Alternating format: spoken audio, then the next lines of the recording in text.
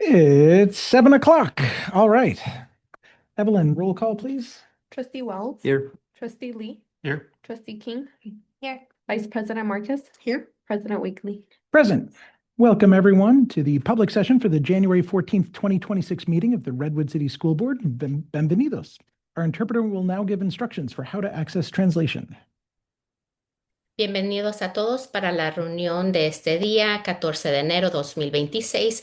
Si desea interpretación virtual en español, por favor de llamar al 978-990-5137 y presione la siguiente contraseña: 837-7041 y el símbolo numeral o de gato. Y la interpretación en persona, en español, si lo desea, solicite un transmisor al fondo de la sala. Gracias.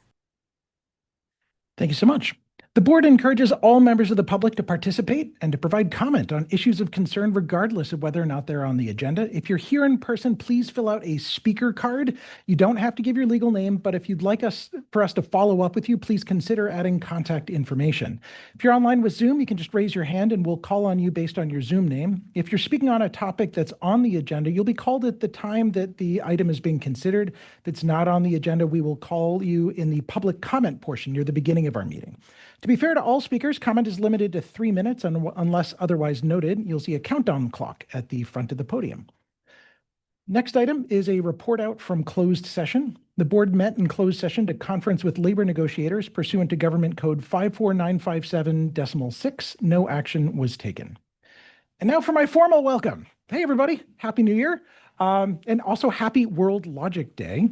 Welcome to our first regular meeting of 2026. I'm excited to be here as your board president. As first-time president, I hope you'll be patient as I learn to discharge these duties. My welcomes will normally be pretty short, but I wanted to take this opportunity in my first meeting just to make a few quick remarks. There's a couple changes you'll notice in this meeting. We'll be starting with a student-led Pledge of Allegiance. We'll rotate having a student from each school site come lead the pledge. It's a nice reminder that e pluribus unum. Out of many diverse backgrounds, cultures, beliefs, and histories, we can form one nation and that we're stronger together than apart. Speaking of which, happy Ratification Day. Today is also the day the Treaty of Paris was ratified that ended the Revolutionary War and recognized our independence as a country. You'll also notice that we're introducing a standing window at regular meetings for our unions to address the board. Our labor unions are how basically everything gets done in this district, and they are critical partners and allies in this job. We need to make sure we hear from them beyond just negotiations to understand how they're doing and how we can be good teammates in educating our children and having a well-run school system. Finally, you may notice that we're going to be shortening presentations to allow more time for discussion, dialogue, and debate. It's clear from data that a school board that spends the majority of its time focused on deliberating student achievement outperforms districts that do not.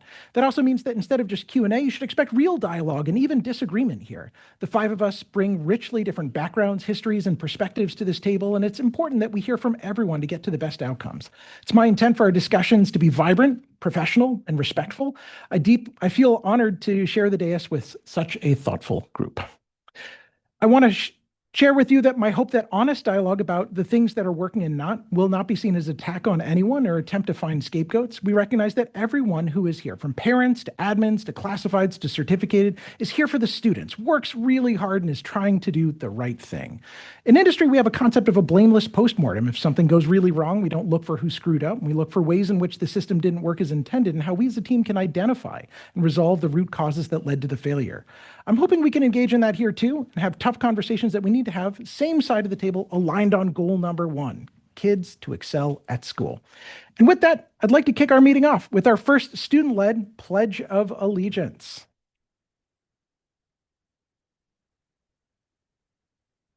Yeah, face the flag, yeah.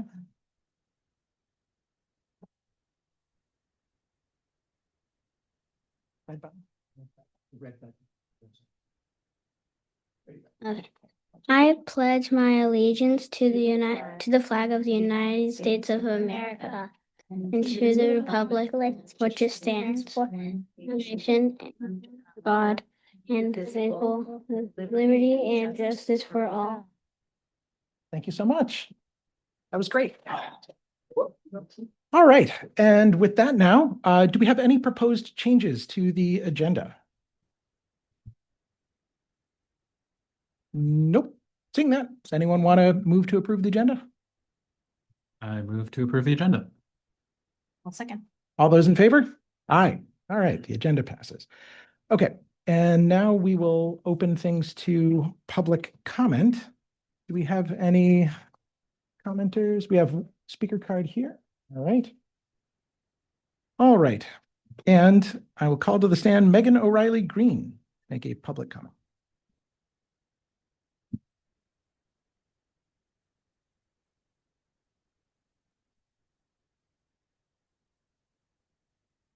May I approach for you guys?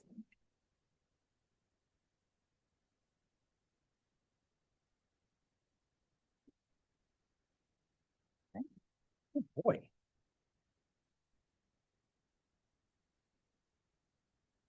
For those online, we're being given a copy of Unbalanced, Memoir of an Immigrant Math Teacher.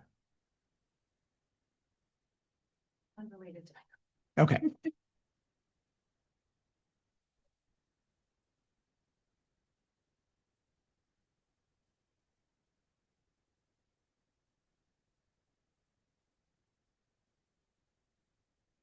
Hello.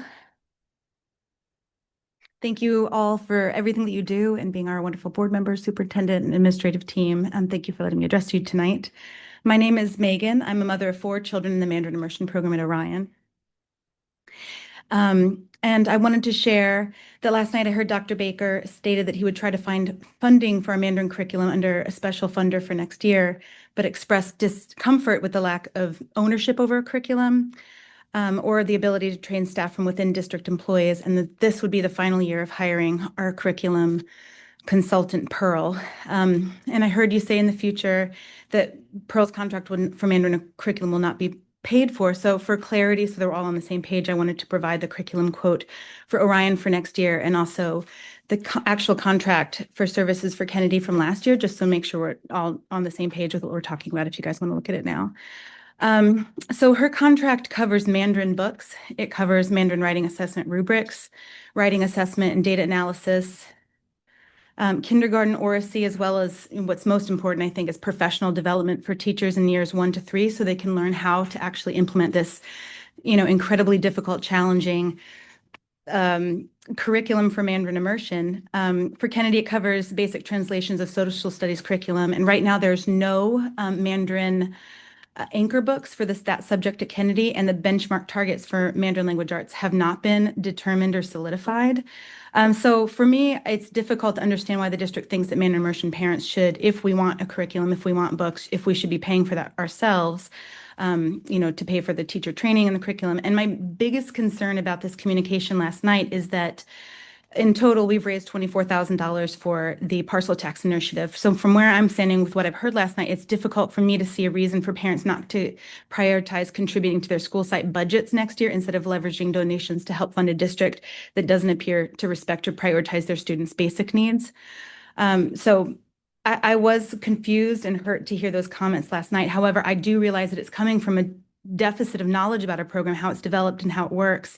There's no way that I can share with you all of the information I think that you need to have in order to make a good decision about this in 3 minutes. So I'm formally requesting that I'm going to send you some emails. Please read them. I'm going to send you some videos. Please watch them.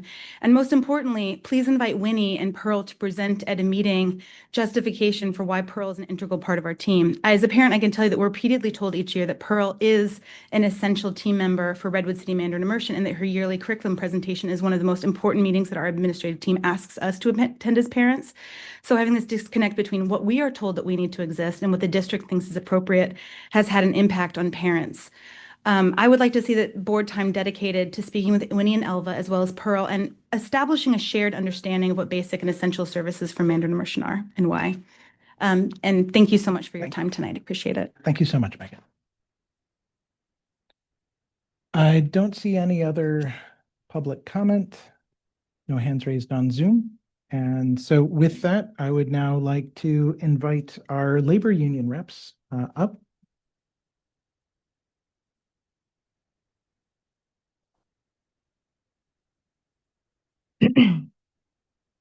Hello, my name is Brenna Gear. I'm the president of Redwood City Teachers Association and a 6th grade science and ELA teacher at McKinley Middle School. I want to thank the board, especially President Weekly, for providing RCTA a dedicated speaking slot moving forward. It reflects a commitment to transparency and collaboration, and we appreciate that.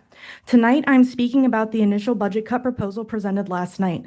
Many parents spoke powerfully about the importance of student support services, and I want to be clear that I fully agree. Mental health services and academic interventions are critical as students continue to navigate the after effects of the pandemic, the evolving role of AI, and the broader social instability in our country. Nothing I say tonight is meant to diminish the importance of those supports. However, I was deeply concerned to see that 17 teaching positions may not be refilled and that the district is planning to meet class size maximums. Teachers are the most important resource that the district has in regards to student outcomes and performance. Support services are critical and necessary, but they are layered on top of the foundation that the everyday classroom teacher works to build. Teachers are often first responders for our students. We teach content, create safe spaces, and support students socially and emotionally. Teachers are the core pillar for youth development in the classroom, and when classrooms are pushed to their maximum capacity, our ability to do this crucial role and be these pillars for children is stretched thin. I want to be very clear. Reducing teachers and upping class sizes is impacting classrooms. Every additional student in a class means less time for every student in that class. Individualized attention, planning, and feedback becomes increasingly difficult, especially when teachers are asked to cover multiple subjects or grade levels without protected daily planning time. In a 50-minute class with 35 students, there is less than 2 minutes per student. It's a common argument that not all students need the same level of support, but teachers believe that all students, low, middle, and high performing, deserve time, attention, and support. They are evolving human beings, not numbers on a spreadsheet. Larger class sizes make providing quality support to every child simply impossible. Let me give one concrete example of many. One of my classes has 31 students. According to recent iReady data, 15 are 2 or more grade levels behind, and 9 are 3 or more grade levels behind. When anxiety, emotional dysregulation, and behavioral needs are also present, I ask you to realistically consider how much targeted support is possible in that environment. These are the challenges that teachers across the district face every single day. You spoke last night about declining enrollment. I urge the board to consider retaining teachers so class sizes can decrease naturally. I urge parents to advocate for smaller class sizes as a true district priority. Every reduction in class size means more time, more high-level support, and better results for students. Please prioritize the most impactful investment you can make. Stop cutting teaching positions to inflate class sizes and show through action that students and teachers are the priority in this district. Thank you. Thank you, Brenna. Maria. That was her first time talking in front of public. I think she did a terrific job. Hi, I'm Maria Stockton, and you know me, classified CSEA president. So I'm not going to be as eloquent because with the last 2 speakers, they kind of went fast and it kind of got me like this. And I'm not one to write down a lot, so I'm just going to talk from the cuff. And I know 3 minutes. Yes, I've got to learn that. Yeah. So a couple of things. First off, a couple of years ago, Wendy, I don't remember how many years ago, our instructional assistants that work with special ed changed their title to paraeducators. Then they went for a salary increase. I will tell you, when I do orientations, we have many of the people who apply here for those positions because the surrounding cities and school districts are looking up to Redwood City and our paraeducators. So I think it was great that the district approved that, and we are getting more qualified people. I'd like to say that when teachers get training in curriculum, you should have your paraeducator, your instructional assistant right there, because if you're learning that 1 + 3 is 4, and I'm teaching you 2 + 2 is 4, we are not working together. So you should really consider having your instructional assistants getting trained along with teachers. The other thing is I agree with teachers. They're overwhelmed with everything. One thing that bothers me is we had training and we were told about kids being sick. Now, unless the kid throws up twice and really throws up, I can't send them home. Unless their temperature is over 100.4, I can't send them home. If they say they have a sore throat, I can't send them home. We have been given strict guidelines, I guess, from San Mateo, and our teachers keep I send a kid back to class. They don't want that sick kid in. They send them back to me. It's back and forth. We told them when we were trained, what if the teacher keeps on sending the kid back? What do? You just have them talk to the school nurse. You know, I, as a parent, if my kid has a 99.9 temperature and doesn't feel well, I want to be called and I want my kid to come home. I know it's important for them to attend school, but you're getting a petri dish of all kind of stuff that's going back into the classrooms, not only breathing on each other, but also putting the teachers in jeopardy of catching something to where they can't come and carefully and comfortably do their job. So I'd really like that considered. I see 23 seconds, so I'm going to go a little bit faster. I'm going to take a little personal time for myself. So after many years with this district and everybody asking me, I'm going to claim it now that tomorrow you will receive my retirement. Thank you. Thank you for your service and thank you for your comments.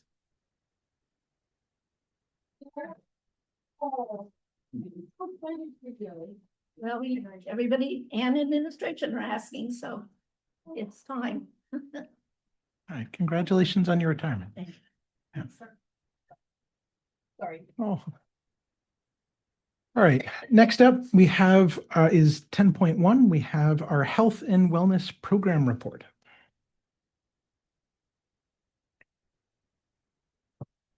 We have a team. Travel in a pack. So good evening, board members, Superintendent Baker, as well as our executive cabinet. I am Patrina Red. I'm the Director of Health and Wellness, and with me, I have my team that I would like to introduce themselves. Hi, I'm Lisa Cox. I'm one of the lead district nurses. I'm Phoebe Reed Chambers. I'm the other lead district nurse. And I'm Ann Lucero. I'm a TOSA teaching puberty talk and teen talk. So tonight, our full presentation can be found on the agenda, but we want to discuss our key takeaways that were part of our presentation. So the goals of our Health and Wellness Department was established by the Sequoia Healthcare District, which meets our state mandates, and we are here to provide comprehensive support to students, improve student outcomes, as well as prepare staff for medical emergencies. And we definitely like to collaborate with our families, our community agencies, as well as medical providers.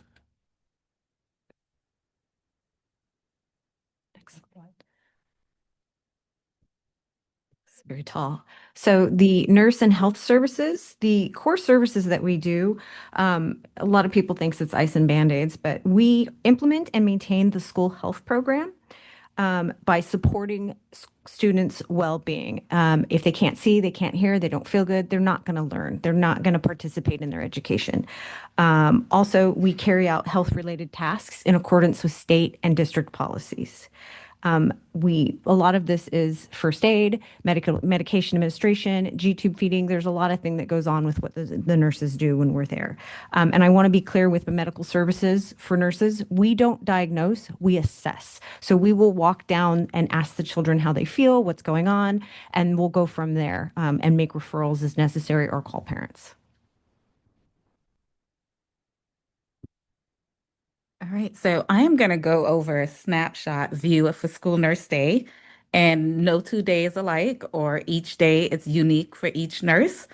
So we could start out the morning doing mundane tasks such as getting the office ready, restocking supplies, making follow-up phone calls to parents. And then in the middle of that, we get a phone call from another site that there's an emergency. So the nurse just needs to always be prepared for a day like that.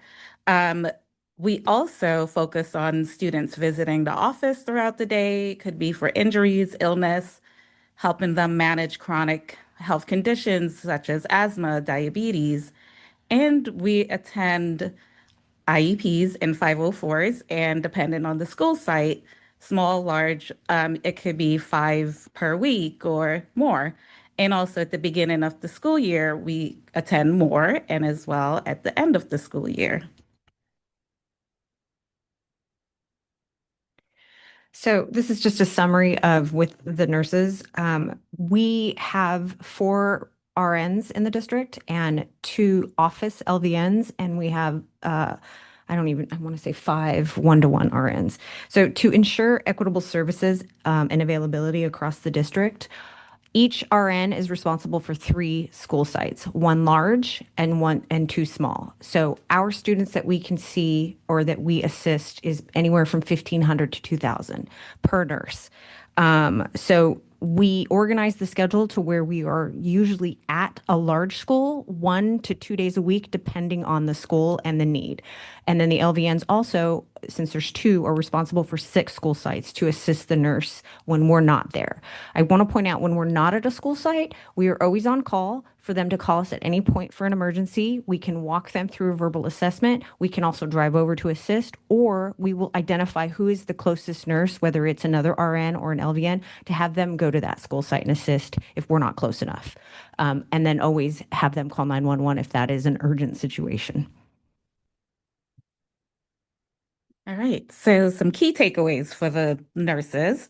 Our vaccination records rates, my bad, have increased because now we require that all newly enrolled students need to provide proof of being up to date with their vaccinations.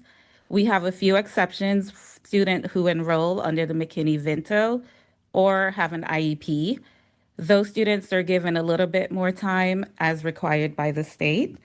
And also, our referrals for state mandated vision and hearing screening have declined because the nurses lately, we've been using a spot screener to do vision screening, and that is a little bit more accurate. And also for students who are non-speaking or non-verbal, or students who don't know their letters, that or shapes, when we use a traditional chart, we could use the spot screener and they don't have to know letters.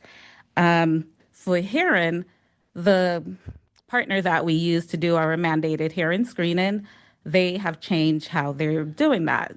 In the past, they had an RV that is outfitted to be used, and they would screen multiple students at a time. Past 2 years, they have 2 audiometrists who they're screening 1 student at a time, and we've seen that it's more accurate, and that has helped where we're referring less. Also, we have Vision to Learn, which is a nonprofit who come in and they do screenings and follow up eye exams and give free glasses to students in our Title I schools.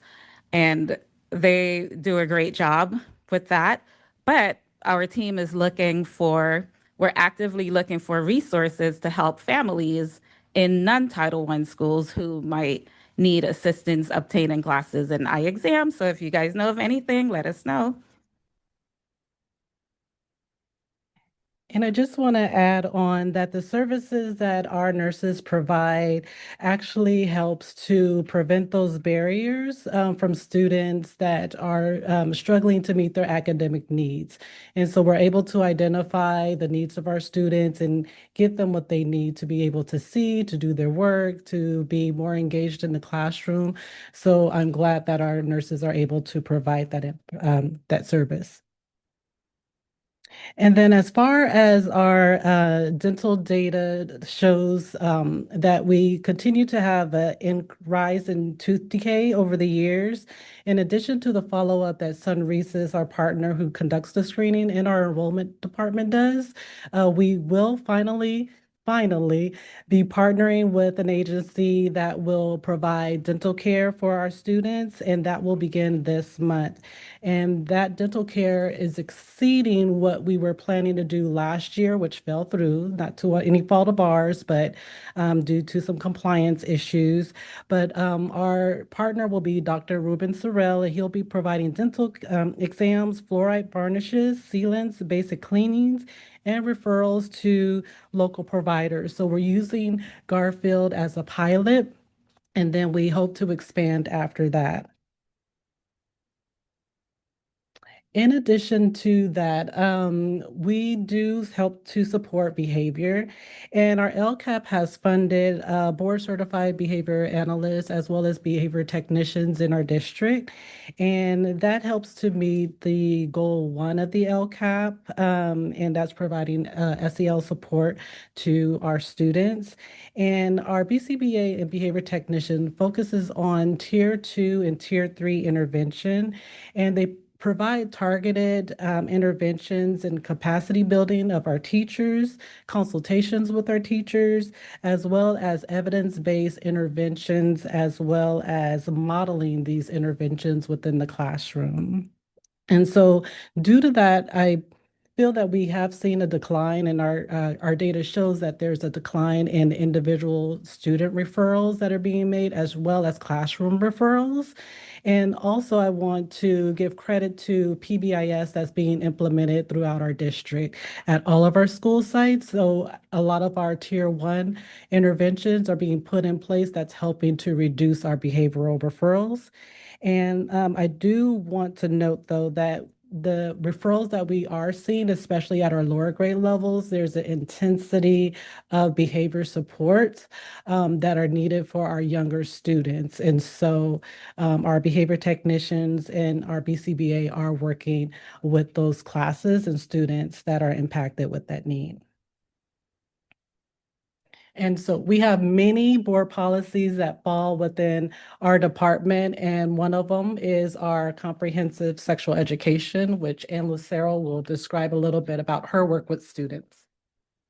So I go into 5th and 7th grade classrooms to use the health connected curriculum that we've adopted. It's CHIA compliant, so the California Healthy Youth Act. We're unable to pass out the information due to copyright issues. The health curriculum has not allowed us to pass that out, but we do have the curriculum on site here at the district office for parents to look at, as well as I've just found a contact at Health Connected that we can contact if parents can't make it at this time. Parents do have a right to opt out of part or all of the curriculum. And we either send the students, depending on the teacher's choice, send the students to another classroom to participate or do an independent study there, or at some schools, they go to the office or library to work there as well. And then the SLC classes, if there's a large group, I will go in to their class and teach that. If it's a smaller group at a school, they will come in and mainstream in that class that I'm teaching in at that time. And that's how we do it.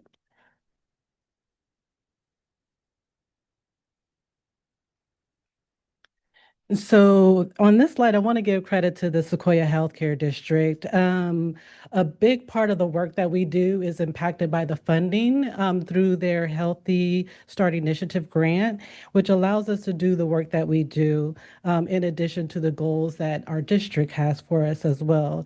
So it helps provide that financial stability within the district for us within our positions, as well as contract services with the districts, and also funding partnerships with our community organization. Our department goal is to serve everyone and bridge the gaps for families that face disparities. We want to decrease the amount of time students are missing in class and provide preventative in-house services. And next slide.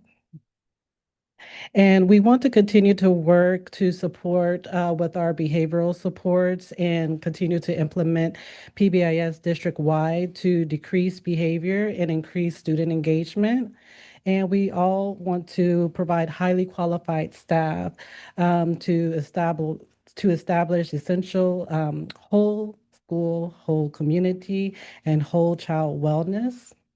I know that our data is not perfect because we don't have a data program that we use. And so a lot of this is, hand figure data. So we do need to look into a data program that could help synthesize some of the data that we have. And then finally, I know it's not on my report, and that is really my bad, but I want to acknowledge my Health and Wellness Committee. And that is composed of our board members, district staff, our parents, our community partners. And we also have 5 amazing students that are part of that committee. Ben, Dorian, Gabriella, Hannah, Machiel, and Will. You may not be watching, but your parents might be. And so I just want to just thank that partnership with our students so that they can give a voice to the work that we do. That's any question? Thank you so much for the presentation. Folks, do you have questions? Yeah, thank you. Yeah, no, thanks for the presentation. That was great, Patrina. Really, really appreciate it. And Anne and Phoebe and Lisa, thanks for being here. And really the whole health and wellness team. It's, the stuff, the work that you're doing is just really, it's like core to our mission, right? If the students aren't healthy, they can't learn. If health is a barrier for families, they can't get their kids to school. So it's just so critical. What an amazing amount of impact. It didn't really come through in the abbreviated presentation, but the entire presentation that's available on the agenda just shows the number of screenings, identifications, the follow through to make sure that they're getting glasses, for example, or follow through with with the dental care. Just lots and lots of impact. I know it's a big workload. Like 2,000 students is crazy, but it's really impactful work. So it's great to see everything that's that you're able to put in there. And then, of course, the partnerships are so strategic, really here. It's just remarkable to see like VTL vision supports, the immunization clinics, the Stanford teen van, HCA, of course. Sunri says now Dr. Sorrell. That sounds like a great addition that's coming on. Looking forward to hear about that. San Mateo Public Health. And of course, our collaboration with the Sequoia Healthcare District and all the funding that they bring in. That's just amazing. And then, yeah, you addressed, thanks for addressing my one question, which was I had noticed that the hearing referrals had gone down. And so I was just kind of curious what was behind that. And it sounds like it's just a higher fidelity screening now. So it's fewer false positives, which is good to see. So yeah, I love it. Great work. Tons of impact to the students and families. So thanks so much for everything that you do.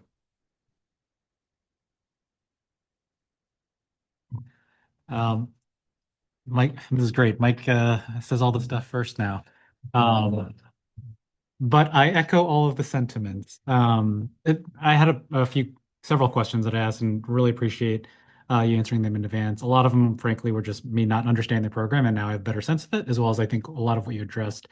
Couple things that just to call out. One was just general. I think our district as a whole always talks about equity. And so a lot of my questions were just centered around that to ensure that all the services that are provided are done through an equitable nature. And it's great to hear all they are, right? That like we think about the workload, we think about the students and the distribution and always putting students first to ensure that there's, even if it's on call, that there's a resource available. So really appreciated that. And then to Mike's point, and to the broader point of board discussions and district situation, it's just so interesting to I don't think I had a good understanding of this beforehand, and I suspect a lot of our families don't either, but just the complexity of how a lot of our things get funded. Really appreciate Sequoia Health District. I mean, there's so many things that we are doing with kind of shoestring and duct tape funding to make it all work, but I really appreciate obviously what you guys do, but also our partners in it.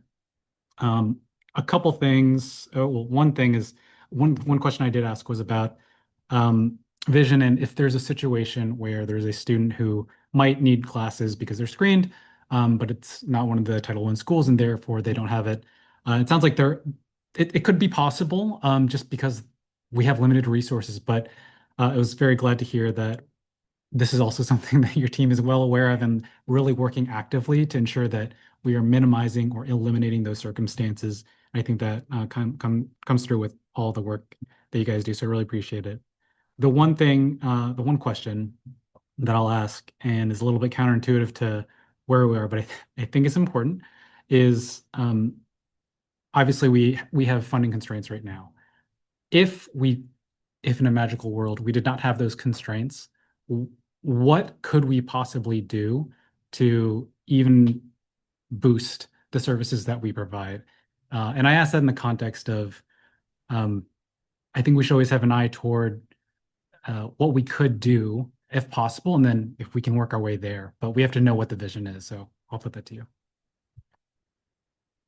Off the top of my head, the first thing that I thought of is a nurse that's at Hoover School all the time, because that's one of our schools that's high acuity. Like they have students come into the office probably, I don't know, 80% of the day for the nurse spends with students. And also that when the nurse isn't there, it's interrupting the office staff because then when the nurse isn't there, they're attending to the student. So that's one thing. And then the other thing that I thought about is a nurse specifically for the preschool program that's the SLC preschool program because it's a continuous enrollment. So as soon as a student turns 3, then they can enroll. And so the nurse has to and go over to the preschool. We do like an intake assessment, and then we have a pre-meeting and an IEP and follow up with parents and writing care plans. And before we had, because the preschool is at Taft, the nurse at Taft was the one that was doing most of it, but she was saying, I have an IEP, I have an IEP. And we're like, well, how many IEPs do you have? And when she explained to us what was going on, now we rotate. But if we can have a nurse part-time, the minimum for the preschool, that would be helpful. So go ahead, Lisa. No, my other thing would be that we notice is the non-Title I schools to have the vision for glasses. There are a lot of students that transfer into those schools that are also at a disparity that can't afford to get that kind of thing. So when they do fail, we don't have a way to assist them. I shouldn't say that. We do have a way to try and assist them, and most of the time we can get that covered, but there are a lot of students that may not be able to get that. We can only use that resource. One that I've been using for my schools is the Lions Clubs, and we all do, but I've been reaching out to the Lions Club for a lot of my students, and they've been fantastic at helping us, but they only have so much money as well. I can't send all of my students that need it. So that's the other thing I would say. If we could, some way other than VTL, because they only do Title I schools, that would be fantastic, because there's 4 schools in our district that don't get covered by them. And just to add, anytime we receive other grants, we have received grants from the Lucero Foundation, we try to hold on to that money. So that way, when we do have those needs, we're able to use it for those purposes. And I would like to plug that if we are living in a world where we have all the money, I suggest that we would get anatomy models of the reproductive systems so that it wasn't just so tech heavy and look at it on a flat piece of paper, but actually have the model in front of us. And a computer as opposed to a Chromebook for the teacher, myself, so that when there are tech issues, we can plug into not Airtame, the other one. The other one that I can't even plug into, so I haven't even learned the name of it. That. HDMI? Yeah. That's it. That's all of our requests. I think that's very helpful. Thank you, guys. I'll make a request on your guys' behalf. No, thank you very much. And the kids on the call last night or 2 nights ago, you sent them home with homework. They came back and had really thoughtful responses. But one of them did bring up that the counselors at their school site were pretty loaded. And, they want to just be able to stop by. There's a sign on the door or something, they're in something else. So I wonder, do we keep track of kind of the overload that's not kind of being addressed at school sites, or is that? Yes, so our mental health counselor collects all the data from the school sites. And so within the month of February, we're going to start having discussions with our principals as they're doing their budget planning. So we could discuss what the needs are for counselors based off of the data from this year to make sure that we're able to appropriately assign counselors for next year's school year. And we also look at the funding from LCAP, the funding coming in from Sequoia Healthcare District, and the contributions the school sites make. So that way we can so that way we can address those needs. Yeah, I mean, it was good to hear from the kids that they felt comfortable, that they knew they had these resources, but hopefully they're more available to them with the need. I had one question though about Dr. Sorrell for the dental exams. Is that going to be happening on site at Garfield or? Yes, so this is one that the parents have to give consent for. Sunrises is parents opt out if they just don't want the screening, but because this involves treatments, the parents have to opt in. So we will be sending out permission slips. From what we've heard from other programs, typically about 40% of parents submit the permission slips. We'll find out this is our first go around. And so we'll need to, Dr. Sherrill has already attended the Cafecito at Garfield, so that way parents are aware of what the service is, and then with the permission slips, it will describe the services. So the more outreach we can do to parents and they can understand, the better we'll be able to service our students. And Dr. Sherrill, unlike Sunrises, he will be providing services to all of our school sites and not just our Title Ones. And so we do try to order it based off of need and what we see it as part of our data results from our dental with the students that have the most urgent needs. And so he'll be supporting those school sites first. Great. Thank you. I don't have any questions, just obviously thank you for everything that you guys do. Again, we're talking 1,500, 2,000 students and everything going from one school site to the other. Just so happy for all of you, and hopefully your wishes will come true at one point. But yeah, just want to tell you, thank you so much for everything that you guys do. Thank you. Really appreciate all your effort to attend to the health of our students. So thank you for that. Thank you for the presentation as well.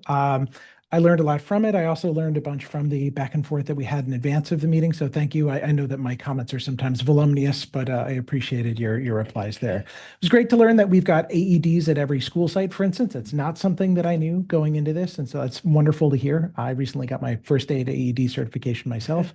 Very cool to hear about the Garfield dental pilot. You know that I've been hoping that we could make some forward progress on that front. It sounds like we had some setbacks, but now we're making some forward progress. And that sounds delightful. Really neat that we're doing these screenings at the Title I schools for vision. I think a lot of members of the public may not realize the degree to which children get diagnosed with learning deficiencies, and really it's just a pair of glasses is sufficient to resolve the problem. And so it can be just an incredibly straightforward, very cost-effective intervention. I feel the passion for getting that rolled out at every school in the district, and I would love to find a way to cheerlead making that happen because, again, the data is really clear, very inexpensive intervention, very effective. So just I love that I don't need to preach it to you. You all are fired up about that already as well. One thing that I want to figure out is with the decline in student referrals and for behavior, just making sure that we've got the right data there, right? That we're actually collecting all those referrals and that they're getting logged appropriately. Do we do some like double checking or audits of that? Just because it could be easy to paint a picture saying like, well, we'll just not log those kind of referrals and then things look good. But it's important for us to be able to see the data to know like what's working, what's not, so we can lean in. I'm just wondering what can we do there? So there's we have our staff fill out a Google form whenever they request a service. So that's one form of data. But then at the time I'm doing these reports, I review the caseload with our BCBA because he's the one that's working with these kids. And when I find that there's no referral for a particular student, then we go back and ask the school site to submit a referral. So we have the individual referrals, which may be for one particular student. But then we also have classroom referrals. And so you may have a classroom, for example, we met today, and there's a classroom that has 4 students in that classroom that he's servicing. And so it's impactful because it's not just the individual students. So technically, yes, there are more individual students being served. There's sometimes we have students that may have like 10, 12 students in the classroom, almost half of the classroom that has behavior needs. And so, we have many of our teachers having to request support because it's beyond just classroom management. It's how can we support individually these students? And at that time, sometimes we have to bring in the behavior technicians in order to help support those needs, because without the behavior technician, then the teacher may have kids running out of the classroom that they can't support all by themselves. And so all that to say is that, yeah, the data can be a little skewed depending on how it looks, because there are more students that are being served when you look at the classroom, but we may have less classroom referrals. That doesn't mean that there's less students being served. It just means that, maybe say at Roosevelt, they no longer need as many classroom supports as maybe Taft does. But, we're still serving the same amount of students or even more. Thank you. One question that I had going on to the physical education slides, we do these PE tests, right, to assess the fitness of our children. And we report out in the SARCs the percentage of children that participated in the test. But nowhere, as far as I know, does the board or the members of the public actually discern the output of those tests. So I think there's a very straightforward question, like how fit are our kids? Do we have a problem there? And should we be looking at policy changes or other things as a board to address our kids' fitness or not? And we're a little bit running blind there, just to not have any of the data about student fitness that we had before the pandemic, and now we just don't have. So I want to call that out. And what do we do about that? So I think at the time of COVID is when they stopped doing the pass or fail with the tests. And it also got rid of really the body shaming by identifying students who have passed or failed the test. So with our PE Plus programs and with our middle school PE teachers in our district, their focus are on one, getting the students healthier than when they first began. So those that are, like, for example, our PE Plus program, they assess students in the fall and in the spring, and their goal is for students to improve 20% in the 5 areas than what they did at the beginning of the school year, so that we are on the road to being healthier. And then with our middle school PE teachers, their goal is one, to work on those 5 areas throughout the school year so that our students are meeting that healthy fit zone. And so unfortunately, because the state doesn't require that we, do a pass or fail, we're just reporting that the students took the test. But the teachers have individual results. Middle school teachers can identify where their students are, and some actually have their students prepare goals based off of their results so that they can get to a more fit, zone. Even if they are considered fit, they may want to continue doing, always get extra. more fit. Yeah. So that's our goal as a district, is just to be more healthier, but, not to, tell a student they're doing good or bad. We just want to see them excel and be able to do more, or at least, fit within that zone. Having people improve is great, and I absolutely applaud those efforts. At the same time, I really would love to know, like, what is the degree of urgency that we have to go and focus on further investing in the health of our kids? And it's not about shaming, it's not about calling out individuals, it's just population health. Like, do we have a healthy population or not? And what kind of interventions might be helpful for further investing in the health of our students? It's obviously not something that we can resolve tonight, but just like I want to kind of note for the record, I'm curious about this. I would love for us to have some population level health to be able to answer how healthy are our kids, kids, and what options do we have for further investing in that? And we'll continue to look into that. For example, last year, nutrition was a concern that came up in our classroom. And so with some of our partners, they were able to come in and do cooking demonstration with our PE classes to help them prepare fit meals. Some of those programs, due to federal cuts, are being eliminated. But, we're looking at what other options can we do and partner up, and what kind of resources can we get from the Sequoia Healthcare District, to bring in, programs like that. And so just to continue to grow our curriculum, but we'll look at what other options we can use to maybe measure the healthiness level of our students and how to improve that. Fantastic. Thank you so much. And the final thing that I learned from our back and forth was that in a number of surrounding areas, there's been a resurgence of terrible diseases like measles that were once thought eradicated. And boy, it looks like our population is very nicely vaccinated against measles. So thank you for all your work you do to keep all of our students safe and invest in their health. Appreciate you.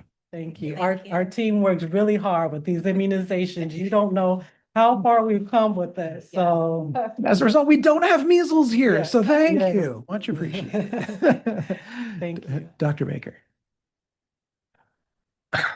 Petrina and the team, Petrina, since you have taken over the health initiative for the district and also become the director for the health and wellness, since we have partnered with Sequoia Healthcare District, prior to you coming on board, it was a real different story.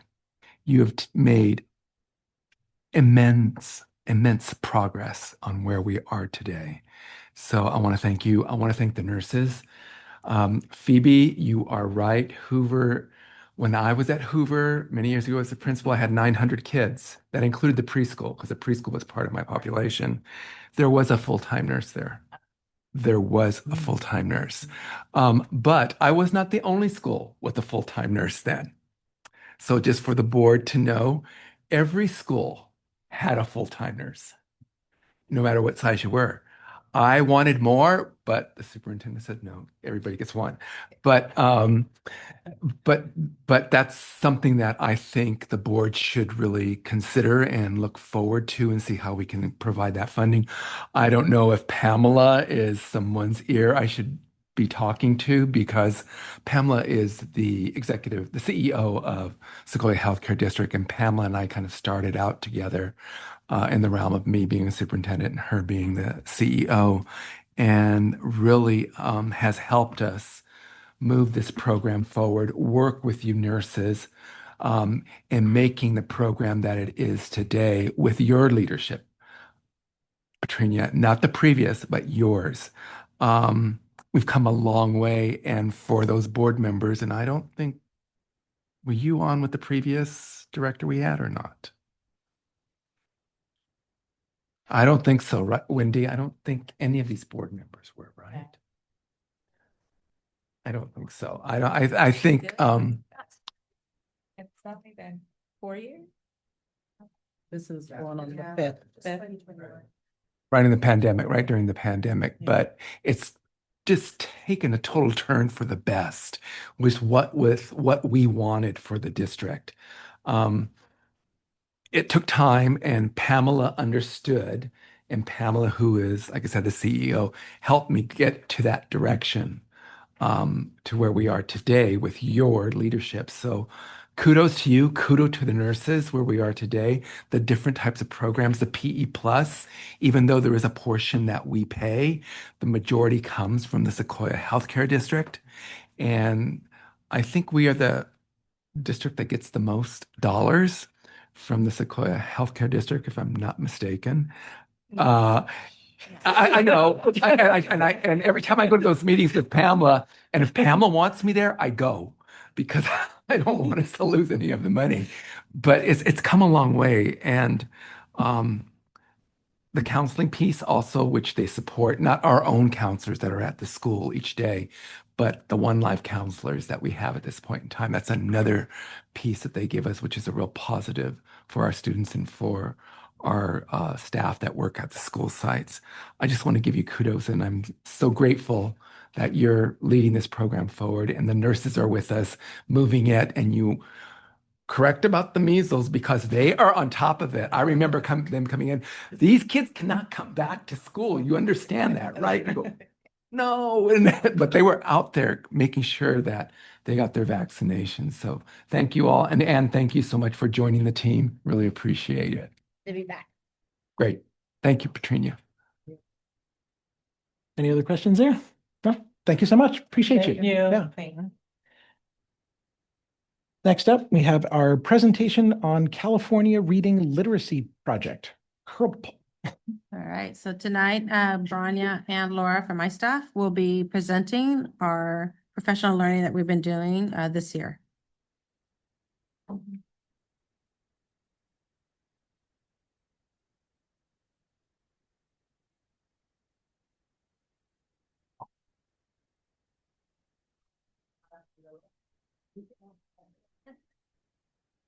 There we go. I'm Laura Pulido Lopez, happy to be here today. And I'm Branya Webb, also happy to be here today. So we're going to talk to you a little bit about our plan for developing literacy for all our learners. So this, we're going to talk more about a timeline in another slide, but I keep dropping my pencil. I'm going to ignore it and let it stay on the ground. Overall, as a district, we want every student to succeed, and part of that is becoming skilled literates. And so we need to give our teachers the best possible tools in order for that to happen. And that means the best PD that we can provide. So today, what we're going to talk about is what we're learning, why we're learning it. I'm going to add a little bit of who we're learning it from, because we realized that we didn't add that, very much of that. How teachers feel about it and what happens next. So our why is even a little more grounded than this, but the most recent iteration of our PD training was around comprehension. And we started this journey with foundational skills training 2 years ago, which is one component of literacy. And we needed to add comprehension to the mix because, as you can see here, our baseline iReady data shows that this essential component of literacy has really remained pretty stagnant. So we need to continue our journey of PD to include comprehension. And then in addition, it is clearly one of our LCAP goals that we provide professional development and coaching for all staff around our LPAC goal 3 of academics. So as I mentioned before, we started this journey with our foundational skills training from CRLP, the California Reading and Literature Project.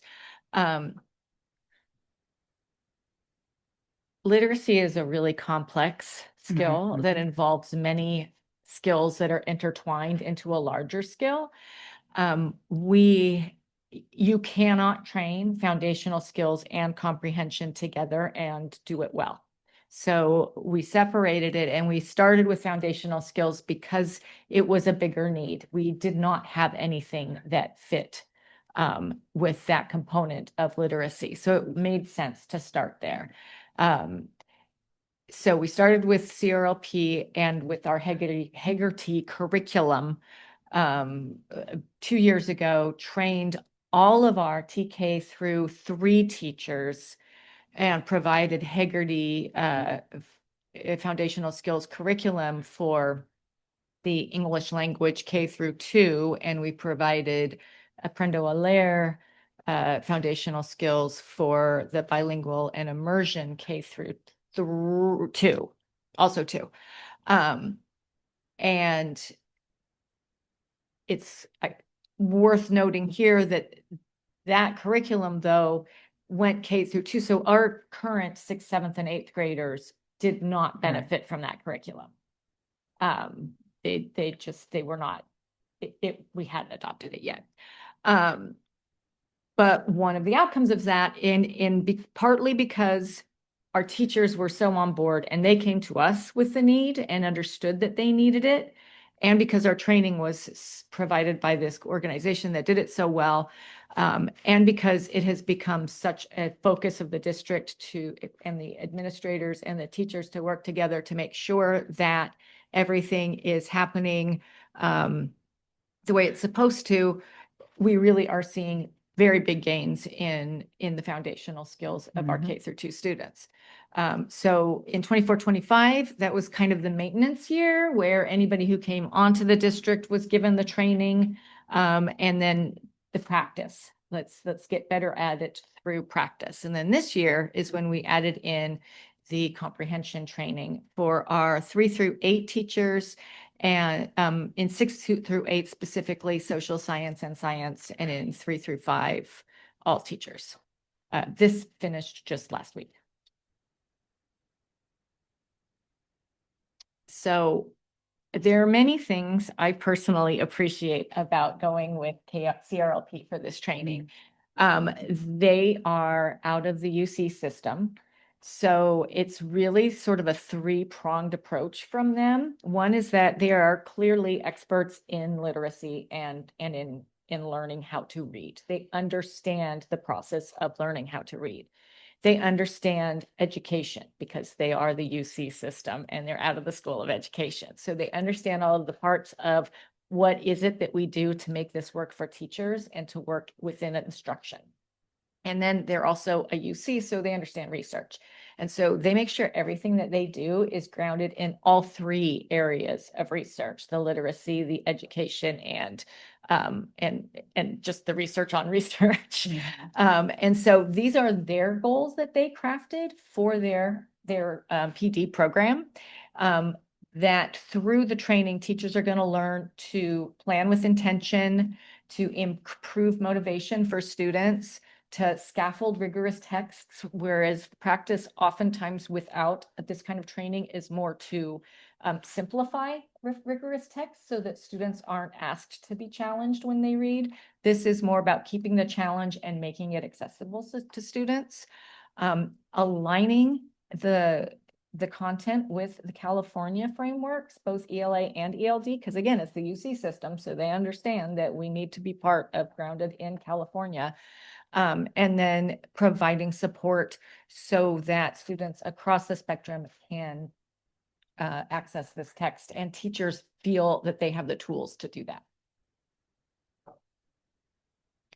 And then one really important part of the CRLP shuffle-bind framework, this is the framework that they use about literacy. Where you can see on the left is decoding, which was the first training that we did, and on the right is comprehension. The same buckets that you see in Scarborough's rope, but this is designed in a slightly different way and enveloped by motivation, because without that idea of student motivation, the learning just doesn't take as well. So they really put that idea at the forefront in their training and in their framework, and remind us about it and teachers about it as much as they can.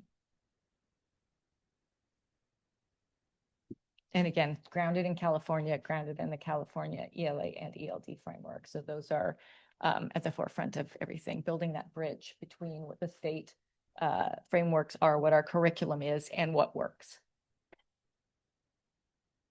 So we know that in order for teachers to successfully implement any new learning, they need to buy into the process. And so we periodically ask for feedback from them in regards to the professional development that we're offering them. Here are just a few more recent quotes from some of our teachers. I'll read the first one. One teacher said, "This was the best training I've had. The framework is very well planned."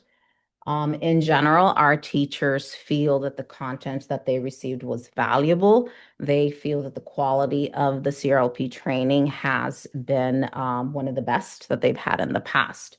We're very confident that with this training and the ongoing support and planning sessions that we're providing, we'll give our teachers the practice that they need to change their instructional practices on a regular basis, so as to improve student achievement.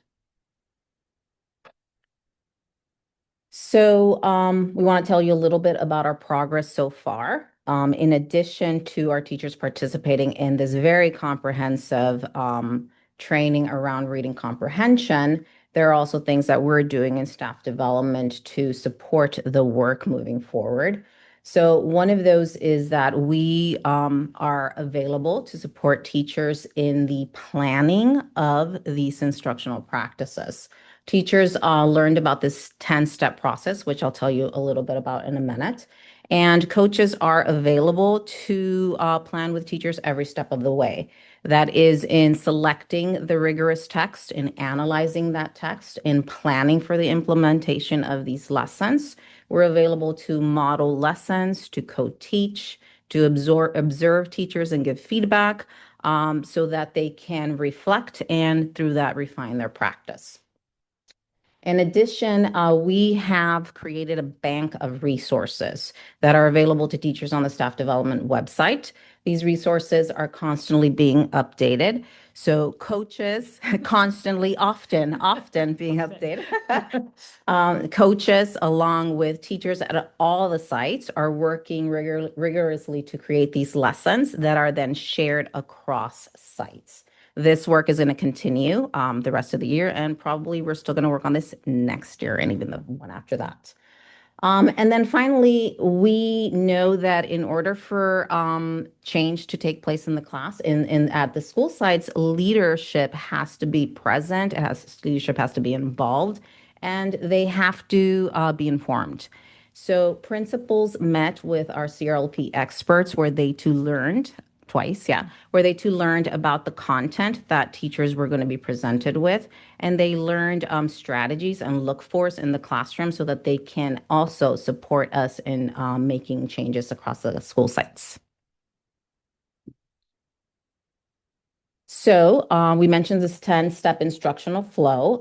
The reading comprehension module was divided into sections. One day in August, long ago, we learned about the before reading part of the training. And then just recently, we finished the during and after reading sections. So we'll tell you a little bit about the content that teachers received. In the before reading session, that was the largest module and the most important one because that is where teachers learn to make intentional decisions about the text that they're engaging with. So you just mentioned how we're moving away from making text easier and simplifying tasks for our students. Instead, we're learning how to access core curriculum with fidelity and making intentional decisions of how we're going to present that text to our students so that they can engage with it more effectively.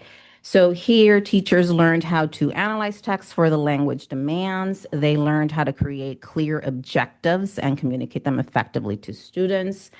And they also learned how to select appropriate scaffolds to meet the needs of multilingual learners as well as students with some reading difficulties or our beginning readers. Okay. And January 5th, our teachers just completed the training. And there we learned about the next two parts of the flow, which are the during reading and after reading sections. In the during reading section, we learned how to guide our students to self-monitor as they're engaging with the reading, because we are learning how to hand things off to them and how to support them in driving their own learning and making decisions about their thinking. And in the after reading section, teachers learn strategies and routines to create meaningful and engaging expressive tasks where students can demonstrate what they learned and what they took from the text through oral compositions as well as written prompts. So looking ahead, the training is now complete. All our 3-5 teachers, as well as our content teachers in middle schools, received the training. But the work is really just starting. Now that we have this knowledge, Now is when we need the opportunity to engage in collaborative planning, where we can sit down and really select text that is rigorous and consider how we're going to use this text in the classroom to meet the needs of all our learners, knowing that there are so many diversity within it. We also know that we need to continue to build on our online resources. We want to make sure that we're working really hard to create these lessons, and so we want to share them with all our teachers at all our sites. So not only posting them on our website and sharing them out on our newsletters, but also as we're going out to the various sites, making sure that teachers are aware and of these resources and know where to find them. And then in the next couple of months, we'll be making some decisions around the calendar as to how we're going to make sure that our teachers in the fall are going to receive this training and also support them. In particular, we're talking about brand new teachers and also receiving new training. So we'll be making a plan to move this work forward.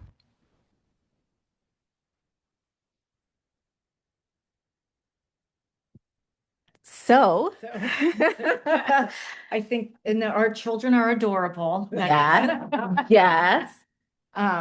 So yeah, we really do believe in this training. It again, literacy is an incredibly complex skill, and learning to teach it well is also incredibly complex.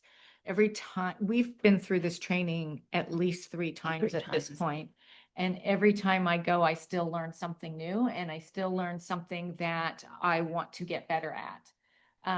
And so our teachers are in the same boat, that the more learning to read, you're all readers, right? But you still are challenged with some texts. And teaching reading is the same way. There's always something more that we can do to refine, and but it's exciting. It's an exciting journey because it is a really great way of teaching. Absolutely. Thank you. Yeah. Now any questions? Favorite part. Maybe we will not call on Mike to start. We can switch it up. As brilliant as his comments are. Thank you, Laura and Brianna. This sounds great. I just had a couple questions on the shared resources. Are you guys the ones uploading lesson plans, or other teachers are it's open to everybody? I mean, it sounds like a great.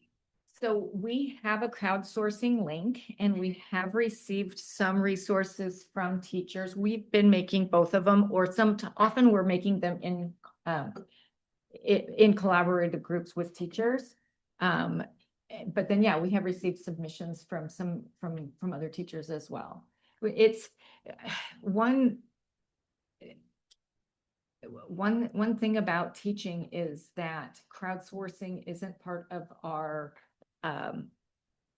natural skill set. Our natural skill set. Yeah, that's a good way of putting Yeah. it. So that kind of collecting is a learned skill for us. So, but the more that people see that here is something that we can all use, then the more likely people are to then share. And like I said, we've received at least 3 from teachers that were not even necessarily where I said, hey, I'm looking over your shoulder and I really want you to send that to me.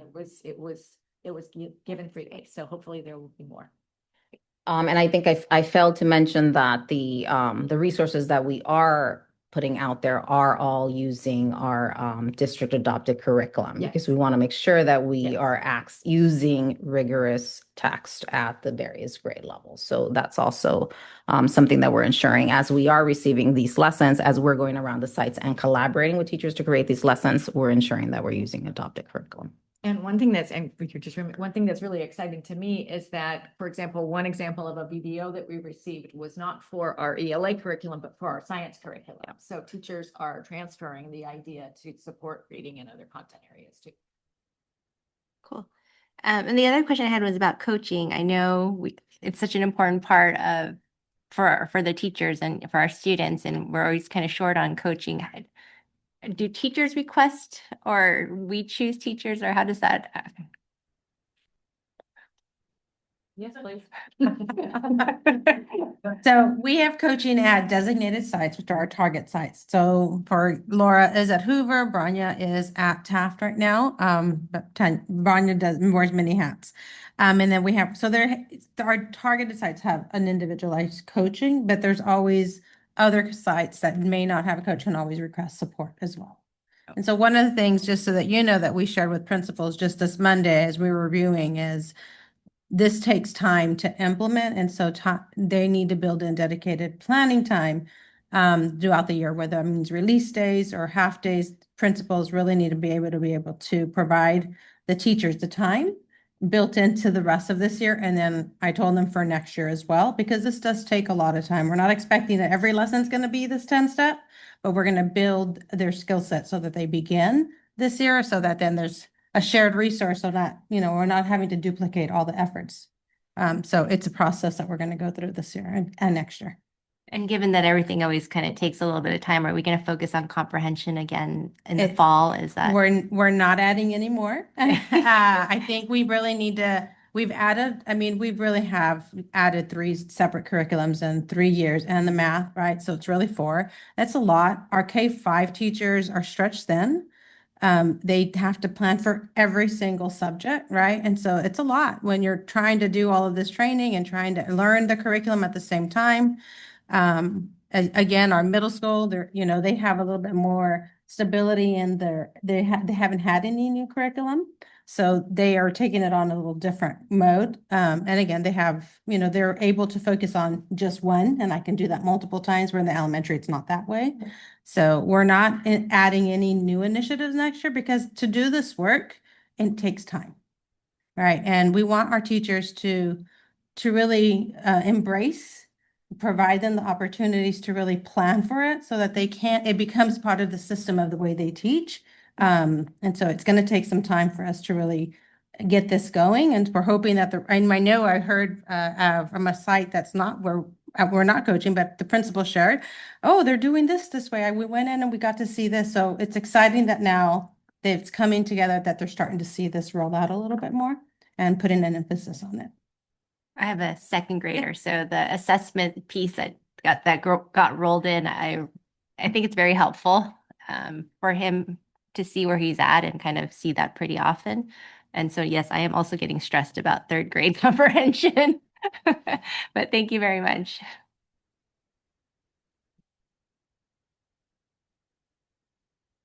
Thank you so much again for all that you do. I not necessarily have a question for you guys, but maybe this would be more for, or maybe you guys in the long run too, but more of a district question. Obviously, it's a new strategies, different things that the teachers have to learn. And then once they learn, I'm just wondering, in order for us to get better in literacy in our district, are we thinking, or have we thought of perhaps not necessarily teach the parents, but provide them with the strategies that they would be able to help with those tools to help their children at home? Because we come from different backgrounds, and I've said this before, but I was never told that I had to read. I didn't grow up in this country until I was a little older, but I only read because I had to read workbooks and answer questions. So I didn't read a book till I was here in the 7th grade. And it was very hard. And I never really had a book that I really loved that I said, oh my God, I really want to continue to read, right? So if we are this type of parents that never really, I don't want to say learn to read, because I read, it's hard for us to maybe teach our kids, right? Or maybe it's harder for our kids to see, if we're not grabbing a book just like other people do, some of our children might just be like, well, I don't like to read, right? And so it's very different. And when we come to discuss the different backgrounds and the diversity that our district has, I think in order for us to help our kids, we have to provide also those tools to the parents. So maybe this would be kind of a future. Obviously I'm not an educator, but I think I would think that this would help the future generations to come with some sort of, the strategies to help their children. And hopefully we will see, perhaps it's going to be many years to come, but to see that big progress that our district needs for us to actually see that kids are reading at grade level once they get to third grade. So it's a great question because Catherine and I've been talking about parent workshops and where do we need to go with that, because this reading is big and we used to do it a lot many years ago where we had I was at Hoover and we were doing parent nights and we were doing all these things, parent nights, math nights, and I did it at Taft and we sort of moved away from it. I think and it's time for us to come back because there is all those strategies that these are learned are really good strategies that all of us learn that the way they've compacted into it. So strategies that are not really new, but they've been around, but it's just the way they packaged it. But I do think it's time for us to, at all our sites, to start doing some parent education around reading and around math, because we got away from it. We used to do it on a regular basis all the time. Our teachers were doing it and we would bring in and part of SEAL when we were doing SEAL was parent education. Right, Laura, you were part of that at Haas. So it was part of our goal. We moved away from it. I just pandemic it and we just got to come back. So yeah, it's definitely needed to do. And we've been talking about it with Catherine, like how do we roll this out? And I know Garfield has a system they've been doing and teachers are doing some parent nights on reading. I know they did one last year. So we were just talking about how do we do that to make sure that's happening at Taft. Taft has a parent cornerstone that's doing some things. Hoover's going to start PK. So we are starting now to begin to roll this out again. So I think it's a good time. Yeah. When you make it a family event, then that also addresses the motivation component of the framework, and that supports the students knowing that it's something that their families want them to learn to do too, and then it's fun. And I'll just add that, a challenge in the classrooms nowadays, certainly developing the joy for reading because of the demands and the expectations that our teachers sometimes feel like they have. But what we are finding and what we know is that when children can read, they are more likely to engage with it and to enjoy what they're doing. And so as we're getting better at developing their ability to decode, we're seeing children who are more willing to go to the library and select books by choice. And that's the exciting piece. That's what we want to see happen. Yeah, thanks, Laura and Rania, for the presentation. I remember a couple years ago when we were talking about bringing CRLP here and just the enthusiasm for it. And it's great to see that sustained enthusiasm a couple years into implementation. The work's so clearly tied to goal 3 and even goal 2. So it's really it's just important work there. And I really appreciate the focus on making the complex text accessible for all the learners, including our multilingual learners. I just think that's it's really important, and the fact that you're supporting it through coaching and through the shared resources. I did have a question about the collaborative planning time. Like, are we providing it? I know we could always use more, but are we providing enough to be able to implement this to fidelity, and coaching? Yeah, I just want to ask because everything's going to be a trade-off, right? So. Tell the truth. I think where there are sites, I do want to say, I think Taft, I know Taft has. Taft and Hoover. Hoover and Garfield do have some dedicated time where they're, Laura can talk about what they're doing at Hoover because she's very, very well versed on, Lupe has a whole planning, right? It's amazing every day. structure she developed. She's really about planning and making sure teachers have this dedicated time. So she has all this built-in dedicated time. And the guest teachers, and she's always making sure teachers have this. At Taft, we have the dedicated planning time as well. And then at Garfield, we also have some dedicated planning time that's happening around this topic of reading. So those school sites have some very specific targeted days. That's not happening at all the other sites. We have some days at MIT, not consistently, right? But we're getting there. And then we have some days, I know Henry Ford, her and I, Henry Ford is starting to do those. So it's a little by little, we're trying to really make sure that all our target sites or the majority of our English learners it is happening, but other sites do have some days. And some of them are using the release days also with their guest teachers. But we want to make it more consistent. And so really trying to figure out, that's why when we were talking on Monday with the principals, making sure that as we're planning next year, that they are embedding some of these collaborative a little bit more on a regular basis because it's needed. And Mike, I think what you need to understand, and the board needs to understand also, is that those sites, especially the Bayside sites, do receive the additional dollars, federal dollars, The title, which allows them to do the plan that Lupe put together. She took her Measure U, she took her Title I, she took her RCEF, and she put those dollars to use in that manner. So it was available. Now, when we talk about the other sites, that's where you need to start thinking, how are we going to make that happen at the other school sites that don't get those additional dollars? I really would like to acknowledge Lupe. I'm the instructional coach supporting Hoover and the elementary team. And she figured out a way to ensure that all teachers K-8 have a weekly collaborative planning session. We have never done something like that before, so it's been fantastic. But to answer your question, it is not enough. To be an elementary teacher teaching 5 content areas when you're learning something new and have to be in front of children tomorrow, in front of 25 to 30 students tomorrow, it is a challenge. So while we have collaborative planning sessions, for example, on developing the 10-step protocols to work on comprehension, that means I didn't think about math, or I didn't prepare for designated ELD, or am I ready for small group instruction, right? So elementary teachers have a major, major load every single day. So it is not enough, but it is a great start. So at the very least, that's where we should be at all our school sites for sure. Yeah, for sure. I mean, it definitely sounds like even if there is time provided, there's competition for that time. And so we really have to take that into consideration of what are the competing goals and how to help out with that. And then I think you said this like 3 times through the presentation, but just to be clear, this is rolled into like the core curriculum, right? This isn't like an additional thing on something else on it. It's just part of the way that you teach the core curriculum and the instructional strategies that you can employ.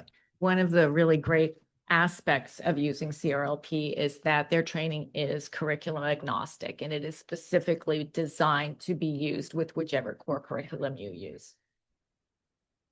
That's great. Thanks again for the presentation. Yeah, this is great. The concepts, all not my wheelhouse, but they all sound great to me. They make sense. Sounds like the experts also seem to agree, so that's awesome. Also, I really appreciate the thoughtful responses to some of my questions. Clearly, there's a lot of thought that went into this that continues to go into it. So really appreciate that. There's a number, it seems in my head, it sounds like there's a number of things that have to go right. Right, there's buy-in from the teachers. So it was great to hear that like what we're getting from feedback from teachers is like, yes, this is good. We like this. Then also ultimately, hopefully it's going to trickle down. Like we should see this in student outcomes. Like that's the end goal that we're trying to get to. Totally. And I think honestly, that's very clear, which I totally agree with. Like we're not going to see results immediately. Like that's just not, doesn't make sense. But I think what I want to get a better sense of is when should we expect to know, and how should we expect to know whether or not it's working? And I think in some of the responses, like we talked, I think one of the responses was first short term is ensuring fidelity to the method, right? Which totally makes sense. I think looking at the time frame of how this has been rolled out, also been very thoughtful. But yeah, we didn't do it for every grade level. My sense is that we should expect to see student outcome improvements within like the earlier grades first at some point. But I'm not sure, like you tell me, and then what is the time frame? And this isn't like we need to do this right now, but more just like when should we check and how should we check? So I think we have complementary answers, but you Go go ahead. ahead. Go ahead. Well, one of the really great components, again, of using a UC training program is that they have shared with us sort of the research behind evaluating a PD program. the leader on this is professor. I assume he's a professor. He is. Thomas Guskey, and he talks about 5 different levels. And the first 2 levels are kind of more immediately right after the training, and that's learning from the teachers, both how did they feel while they were taking it and how much did they feel that they learned. So that's really where those quotes come in. So that's taking care of that. Then the next 2 levels, levels 3 and 4, are more about implementation of, is it affecting the practice in the instruction in the classrooms regularly and with fidelity. And to evaluate that, you do the walkthroughs, you do the discussions with the teachers, you do the interviews, and you do collaboration. And then after you've done those 4, then you move on to step 5, which is looking at student outcomes. In case of literacy, one issue that we have with looking at student outcomes is, again, because it's such a complicated skill, the part of the district where we're further along on this is foundational skills, but that doesn't show up in SBAC scores because it's not a separate component on SBAC. So it will mean that we have more students who can decode, which means that it should show up a little bit in their comprehension scores, but comprehension is so vast that the impact you have to really look for it, basically. And again, our current 6th, 7th, and 8th graders were not here when we brought in the foundational skills curriculum. So like you say, the earlier grades, if you're looking specifically at SBAC scores, would be more like 3rd and 4th and 5th grade. And I believe we'll probably start seeing some gains in 3rd and 4th grade. Not this year, because we just finished last week, but next year we should see some gains, and then it will get larger. But another thing that he says is, don't just go by state tests. You also want to go by the local assessments, by the writing samples, by listening to collaborative conversations. There's so many other things to look at in addition to just state tests. I'll just say I'm not married to the state tests either. Like, I just don't know what the right answer is. And so it's not, I guess that's a question. Maybe foundational skills are not a specific segment for SBAC. Would that show up in like iReady or? We do have a I don't know. specific Okay. segment, and we have shown growth in the phonics portion of the beginning of the year. Our beginning of the year phonics assessment scores have increased steadily since 2022 or whatever. Okay. And we're trying to put that into the mid-year report so that you can see the change in the phonics from where we started at least. And then also looking at where we're at, just having that baseline of reading comprehension. So Jenny's looking at, because we're currently doing iReady, we're trying to look at where we are from the base to now to see where we're at as we start and kick this off, where we're going. Okay. So we're going to try to have a baseline, at least a graph on our mid-year report on both of those 2, Okay. phonics and comprehension. This is super helpful for me to understand because the complexity of all the tests and all the different pieces. So I'll just repeat what I think I heard, which is if we look at iReady, we should expect to see growth in specific areas for the earlier grades, and probably most prominently in terms of growth at the priority schools, because that's where we know that there's been the most dedicated effort and time to that coaching. Is that fair? Anna, if you could. I was looking at data today, and I was looking at a specific school, just taking phonics, and I was comparing it to 2 sites. This one site, I was looking at, okay, where is this, trying to project, where is this kinder class going to be in 3 years, right? With 80% of the students still not mastering our initial, what we call the BPST, which is the phonics. And then I compared another school, and that had 80% meeting standard. So, right. But then we add the complexity to this one class that has 7 students with IEPs. So it is so multifaceted at certain sites. And then I was looking at a 3rd grade class at the same school site, 27 kids, 10 IEPs, 50% on, they have the range. I was looking at the range from first to third grade and, majority not meeting still the stand where we need them to be. And then I'm looking at another third grade class, same schools, different. And so I'm like, it's just so complex. The variables that come in with our students that impact their learning it's a complex issue for a teacher that has 10 IEPs that has to modify and support 10 students and then prepare for her general kids that don't have IEPs. That's a lot, right? So the expectation is they need a lot more tier 2 and tier 3 intervention. And when we have those school sites that have these massive needs, it's gonna take a little bit longer. We are seeing them make progress in where they're at. We're seeing more green versus red, but we're also seeing that it's taking time. And so I think one of the things that I'm trying to look at in those groupings is try to track which kids were TK and how those kids are doing, because we are finding that the kids at our TK are coming better prepared. But at this specific school site, we don't necessarily get all the kids, and those 28 kids all go to TK, right? So they're coming in already behind, and the gap continues. So how do we play that catch up when you have 7 IEPs? I'm a kindergarten teacher, and I'm trying, and by myself, trying to manage it. It's just there's so many variables in some of our school sites that we can, how do we help support a teacher put interventions in at the kinder level, right? And I was also talking to a principal yesterday. We were talking about the same thing. And she goes, well, I think I'm going to have my TK teachers support this group. And I said, well, maybe you should think about your TK teachers maybe next year supporting the kinders that haven't met or not at level at the beginning of the year to help do a double dose. So we were talking about what things could be done to help support some of our students that are still not there, right? So as we're looking at planning for next year and budgeting, I'm like, let's think of outside the box. What else can you do? If you're asking a teacher to do this, let's think about what can you do.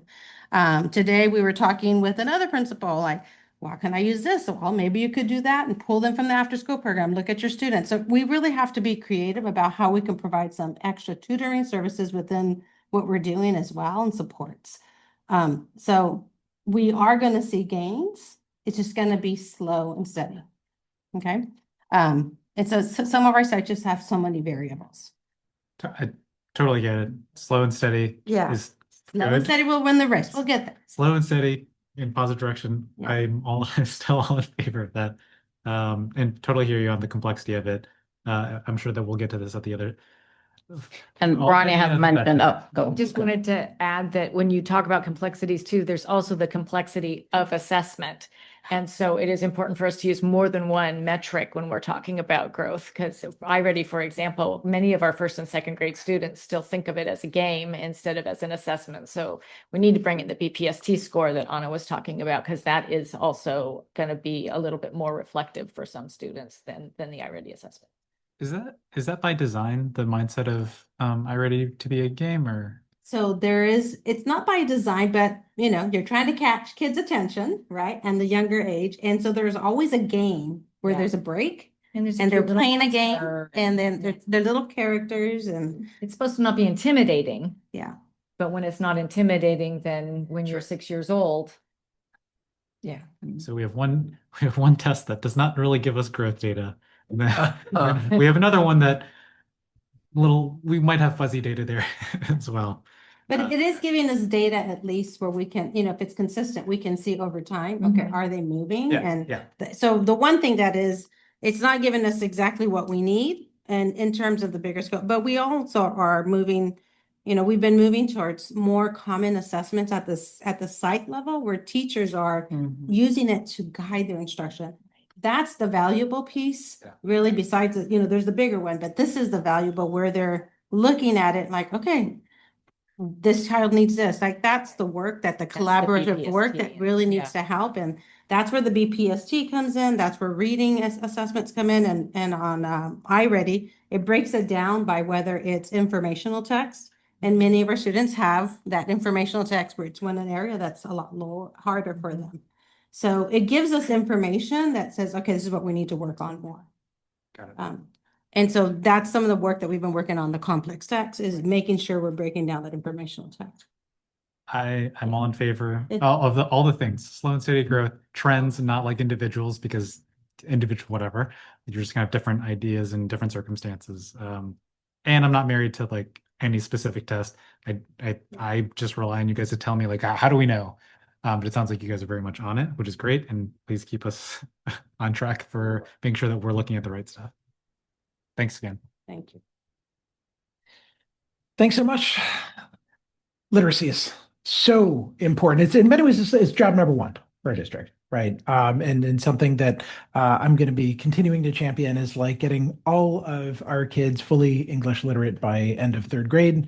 Really important for it, fork in the road. And like this is core to making that happen. And it seems like a lot of what we're doing, the investments that we're making, the kind of curriculum that we're using is really thoughtfully science aligned, right? This is really, science of reading, best practices, really like the structure there. And so that's awesome. And like it, and I'm a little too eager for the results to see the number move. And so like I share Trustee Lee's kind of hope that we want to know what to look at and when it'll move. And I really appreciate the rich dialogue we've had about like the nuance of what's going to tell what over what time period. It sounds like maybe BPST might be the thing that we should look at for some of the earlier grades. Possibly, I'm not trying to put words in your mouth, but Well,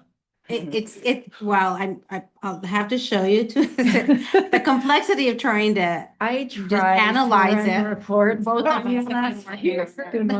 And it's super So hard. Okay. All right.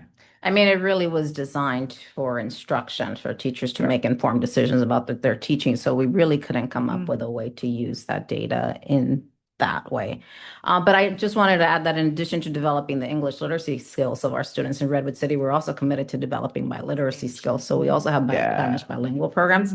And what we're seeing is that through the systematic approach of teaching reading through CRLP, we also learned that we needed to do the same thing in Spanish with our Spanish instruction. And so we also adopted our Spanish curriculum for Aprendo a Leer. We're finding that our second graders are learning how to read in Spanish a lot faster than they were in the past.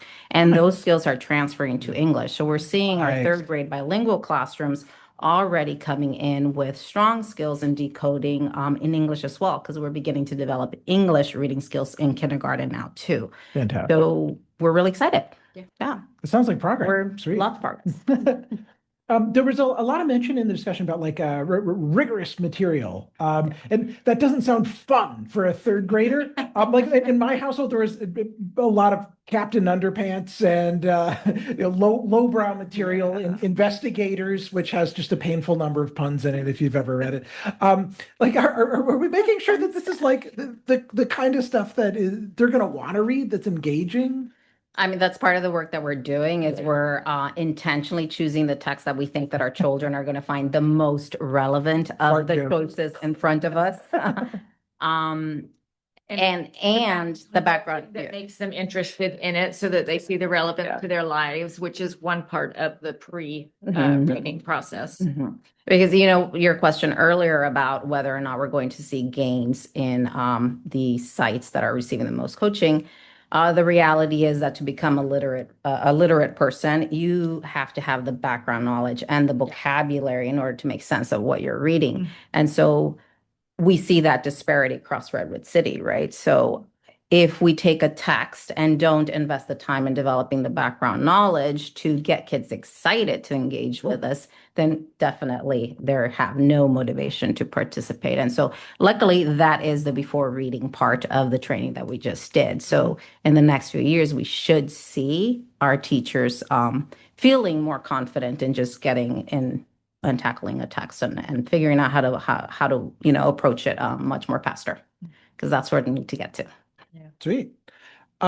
just naively, one thing that I did with my kids that was a lot of fun for them is that I would kind of deliberately throw in errors and have them catch me. I would throw in errors, like I'd read aloud to them and I'd make mistakes. They'd be, Dad, no, that wasn't right, or I'd try and incentivize them to find typos and then to critique the text, like how could that have been better, right? Are there things like that where we're going there's decoding, there's comprehension, and there's almost a third pillar there, critique, right? What did I not like about the text? What did the text screw up? Fan fiction, kind of stuff like that. Like, is that part of the story arc of literacy here too? That can be part of the expressive task, the how you show your reading or how you show your understanding afterwards, which can happen during it can happen after reading this one paragraph. It can be one of the step asides that we have when we, especially in the manual, they talk mostly about doing the step asides to support our language learners, but really we use them whenever. But one of the step asides is deconstructing sentences, deconstructing places where it's really juicy. And that is where you can ask questions like, would you have written this differently? Or what do you think of this person? Do you really think that they're, if they're supposed to be the hero, but do you think they're the hero? Yeah.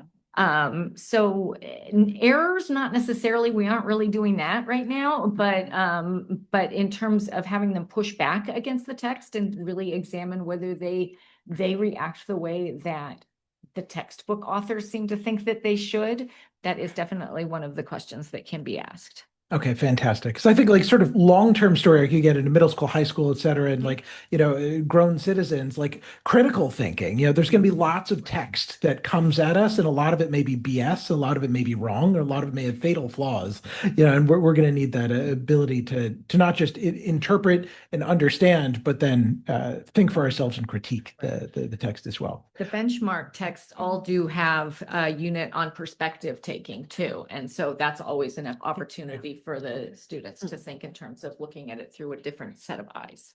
Love that. Peer teaching is another theme of mine. It's a relatively low cost, highly proven intervention. I would love to know, like, is that a component of what we're looking at here, of having students teach students? So I love reciprocal teaching as a routine. We're really early in the rollout of this, but it is on my list of sort of the bag of tricks to use when coaching, when people feel more that we have the handle on the during and the after reading. Because reciprocal teaching is basically the name of the routine that we use. For what you're talking about, one of them. There are a few others too. I think if I see a little bit more peer teaching in terms of developing writing, we're seeing a little bit more of that when it comes to conferencing and the students using rubrics and checklists to support one another. So I am beginning to see that a little bit more with that area, but yeah, it's too early for us to think about in terms of literacy. Okay, well, fingers crossed. I think I taught my cousin Todd how to read. Anyhow, he's older than me. He went to MIT. He did all right. Yeah. Well, one of the things that came up in review of actually like architecture stuff was the impact that hallway libraries have. Just like very casual. I know we do visits to the proper school libraries and sort of like check out books and things like that, but just having even like a rung below that of like you've seen scattered around neighborhoods the little libraries, right? There's no checkout procedure. It's just like a bird box with some books in it, and that sort of extremely casual access to books has been very strongly correlated with increased literacy rates, because students who maybe feel like the library is formal, or like it would be a big deal to check out a book, like, well, there's a book just sitting right there. Well, yeah, okay, fine. Like they grab it, they engage, and they end up bringing it home and engaging with it. Have we looked at some approaches of like very casual availability of books like hallway libraries? I had not, but Nancy Valles at Hoover is going to be very pleased when I tell her that, because she does have a library in the hallway. So after this, There's good evidence for it. I would love for our hallways to be, dare I say, littered with books at our school sites, and just have it be a very casual thing, like there's books everywhere. Our classrooms have a lot of books. It's true. Probably in some situations too many, where we need to, clean some things up.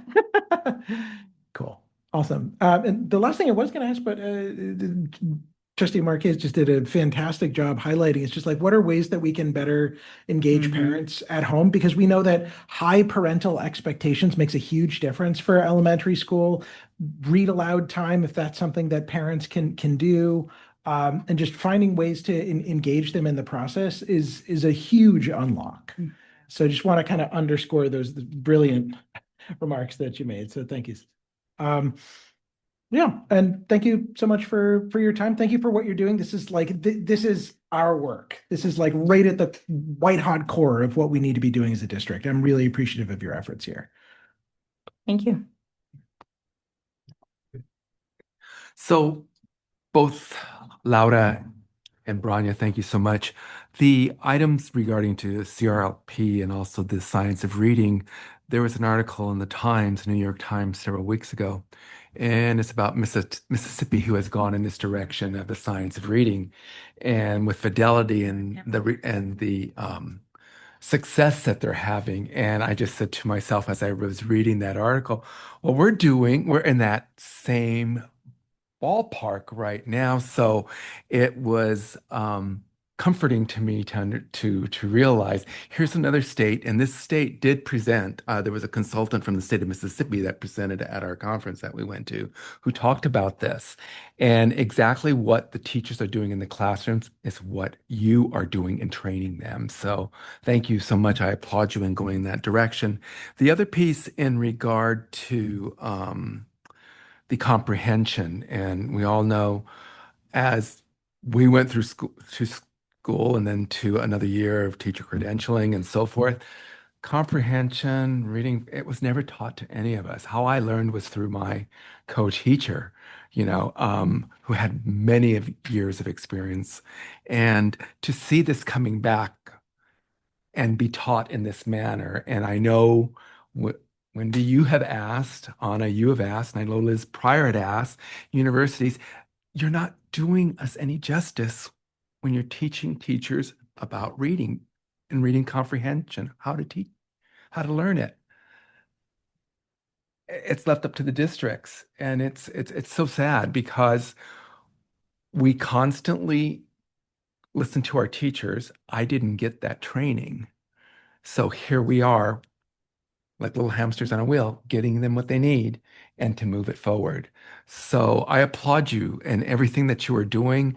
I know the work that's going on at Hoover because I got to see all the plans. I also got to see the data the other day when I met with Lupus. So you're going to see a lot of green.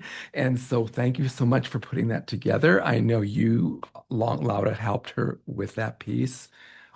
Luckily, we have a team, the middle school team, Kendall and Sarah and Kathy also do a lot of work there. Anastasia has been coming around to do a lot of work on math. Great. So it takes a village. It does. And we're meeting with David today, and I got to see with David what's going on at Taft. And I know he is in a different place than Hoover, but you can see that it's growing. And so the momentum, if it can continue, we're going to get to where we want to be. If I can also just really quickly also mention that Hoover also has a very qualified reading intervention teacher with Susie Klein. Yes. She's phenomenal. And so as a partner, that is supporting the work that we're doing there too.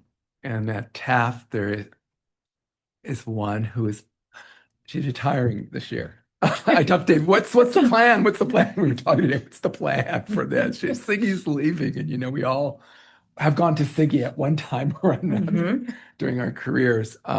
So we were on that kick also. What are we going to do? Who is it going to be? And have you talked to Wendy about it? Have you talked to Anna about it to see who we can snatch from another? I didn't know that it was public knowledge. Yeah. She and I had a it's out. It's out. And It's official. It's official. it's been turned in also. And Siggy and I had a conversation. She goes about because Siggy and I go way back, and knowing that she goes, well, you're going out too at the same time, and we were talking about what she's going to do and so forth. But was with David today, and I said, okay, what's happening there? And he goes, I know. So we're trying to find Awfully big shoes to fill. yeah, a great person to take on that position because she is phenomenal. I know Cecile is one of our retirees who comes back and works at Hoover. At Taft. Taft, I'm sorry, at Taft. And Cecile's wonderful also, but she's not there full time. No. He has her, was it, I think 3 days a week or something like that, 3 mornings, whatever, as another reading intervention teacher. But yeah, so we need to keep this rolling forward and also finding the right people to put in the right places.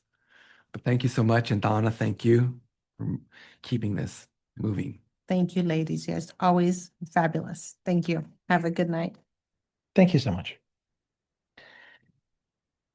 So the next thing on the agenda is approval of consent items. And I wanted to take a moment to explain to the public what this is, because this is where we approve a whole bunch of different decisions all in one go. These tend to be things that the board is required to approve, but that don't likely need meaningful discussion. If any board member disagrees and would like to pull an item from the consent agenda to discuss it or draw attention to it, they do so at the beginning of the meeting where we ask for any changes to the agenda.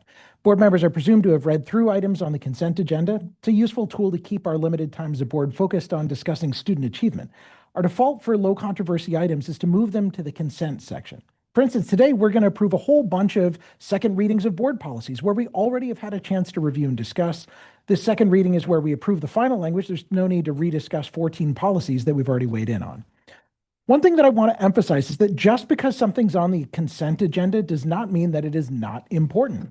For example, I will draw your attention to item 11.24, which is our approval of the school calendar for next year, something that many parents have written to us asking about, looking for guidance planning their summers. Well, we're about to make it official in the next couple seconds. So with that, I would love to ask a trustee to move that we approve the consent items. I'll move that we approve the consent agenda as submitted. Second. All those in favor? Aye. All right. Okay, and we are on to action items. There's 25 items in the consent agenda. Okay. And adoption of resolution number 15. Thank you. We had a mid-year resignation for a teacher at Kennedy, and so we were very thankful that one of our teachers on special assignment, who has taught language arts for many years in the past, agreed to step in. And yet we did need the ed code waiver mid-year, which is atypical, but it was a unique situation. So that's this item tonight. Thanks for the explanation. That was really the only question that I was going to have. It's like, isn't this a little late in the year for us to be approving these? But these are regular. We're used to kind of doing these. Any other comments or discussion? No? I'll move to approve. I'll second. All those in favor? Aye. Number 2, declaration of need. So the declaration of need is an annual request that comes to the board, essentially a compliance item, but it gives the district authority and the ability to hire interns, emergency credentials, should we need to, typically reserved for the summer when we are and all districts are in a more desperate situation. Teachers have by ed code until June 30th to resign, which is very late in the hiring season. We start in January in the hiring season, so you can imagine. Just to give you some perspective, this year out of our 412 teachers, we have 12 that fall into this boat, less than 3%. 1 at Hoover, 2 at MIT, 4 at Cloud, 3 at North Star, 1 in Garfield, 2 at Clifford. 11 of these individuals have 2 to 5 years experience because the state of California allows for 2 years on an emergency credential and 3 years on an intern. So you could still have a teacher finishing their credential in their 5th year of being the teacher of record. And that's for all school districts in California. And then one person has 1 year of experience already. We do in HR work within the board policy 0415, specifically the ARs direct our work. And each department, if you have a moment to look at, we didn't even look at a lot of board policies, but if you could circle back with the equity one, each department wrote how they are actually working within our equity board policy. And so for HR, It's the district will hire, recruit, support, and develop staff that are most qualified to help students achieve standards, exceed job level performance outcomes, and reflect the community served. The most qualified staff is assigned to serve students most in need. There's 5 items, but those are the 2 most relevant for this particular topic. And so once again, we're striving for experienced teachers, and HR will be discussing some of those details and data with the board in February. But specifically for the declaration of need, we ask for it before the hiring season starts, so that when we're streamlining our efforts and we're looking at all of the teachers assigned and placed, we focus on our high priority schools first. We have a rubric through the interview process that actually focuses on years of experience and then, of course, quality of answers. And we have 1 point person principal for 6-8, 1 for TK through 5 that recommend whether that person should be designated at a high priority and non-high priority school based on their answers and so forth. So anyway, through this process and our continued efforts, we're still streamlining for teachers to actually go to our non-high priority schools that have the least amount of experience for various reasons. Sometimes those schools are even larger that have other grade level support people. Of course, the mentorship program that the district provides. But once again, the percentage is very low compared to the 412 teachers. So I just want to give some context. It's sometimes odd to see this in January saying you're planning this, but in actuality, it's more of an insurance policy. So thank you. Any questions? Just curious, since this is an estimate, if we need more, we're gonna have to go back and kind of. You know, this tends to be, we have all our staffing meetings. So Anna and I and Catherine Rivera in the business office have been meeting with every principal and thoroughly going through their staff and estimations for next year. We're looking at enrollment. That was part of the discussion last night, and looking at the teachers assigned. And so through that, we essentially look at what the openings will be. And so it's an estimation. We haven't really had to go past this per se in years past. I haven't had that problem pop up, but I might circle back with you in the future if it encroaches, but that is certainly not the goal. Other questions? Thank you for bringing this forward so clearly. I mean, it's clearly just a compliance item, but that explanation in that context was super helpful to sort of like remind, we see it every year, but it reminds us about the context of it and what it's setting up. So I appreciate that.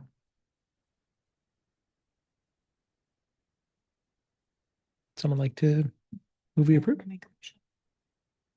I'll second. All those in favor? Aye. Thank you so much, Wendy.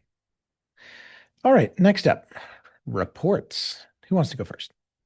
I don't have anything to report. Thank you for going first. Anything else to report? I can go through. Attended the San Mateo County School Board Association meeting. It was focused on CTE, largely in high school, to be frank, but pretty interesting stuff. One of the things that they noted was when it becomes when it's a priority within school districts, they do see a correlation between effective CTE programs and attendance. Certainly makes sense in high school. Just thought it was interesting. And I know that there are certain things that we do scattered throughout the district, or at least I know at Hoover, there's a field trip with the unions, which is related, but is interesting meeting. We had our policy committee meeting, which again, you guys will continue to see the fruits of. I visited Orion this morning, which is really, really interesting. This is the first time that I've been able to have a formal visit. So it was great to speak with Winnie and really understand the complexity of the programs at Orion and all the work that goes into it and some of the different aspects of it. But yeah, I thought it was super interesting. And actually, one thing that I didn't know that I'm sure maybe everyone else knows is Mandarin immersion, for example, we do in fact measure proficiency of Mandarin. So it's a goal and we do it. So it's great. Good for me to know. I'm sure all the other parents already know that, but it was great. One interesting learning experience for me. Separately attended the superintendent advisory meeting, which was focused on the next day's strategic resource alignment. I thought there was good questions and conversation there. We heard the same thing at the study session as well. Thank you. Jennifer. Yeah, we had policy committee, and then we had health and wellness committee meeting with Petunia. And I think I mentioned it there, but having the kids there is a really nice part of the meeting. And she keeps that very on schedule. But one of the partners did bring up that I guess San Mateo County was encouraging more independent study for students who are concerned about immigration issues. Have we seen an influx or requests or anything like that? No, we haven't had any. Mm-mm.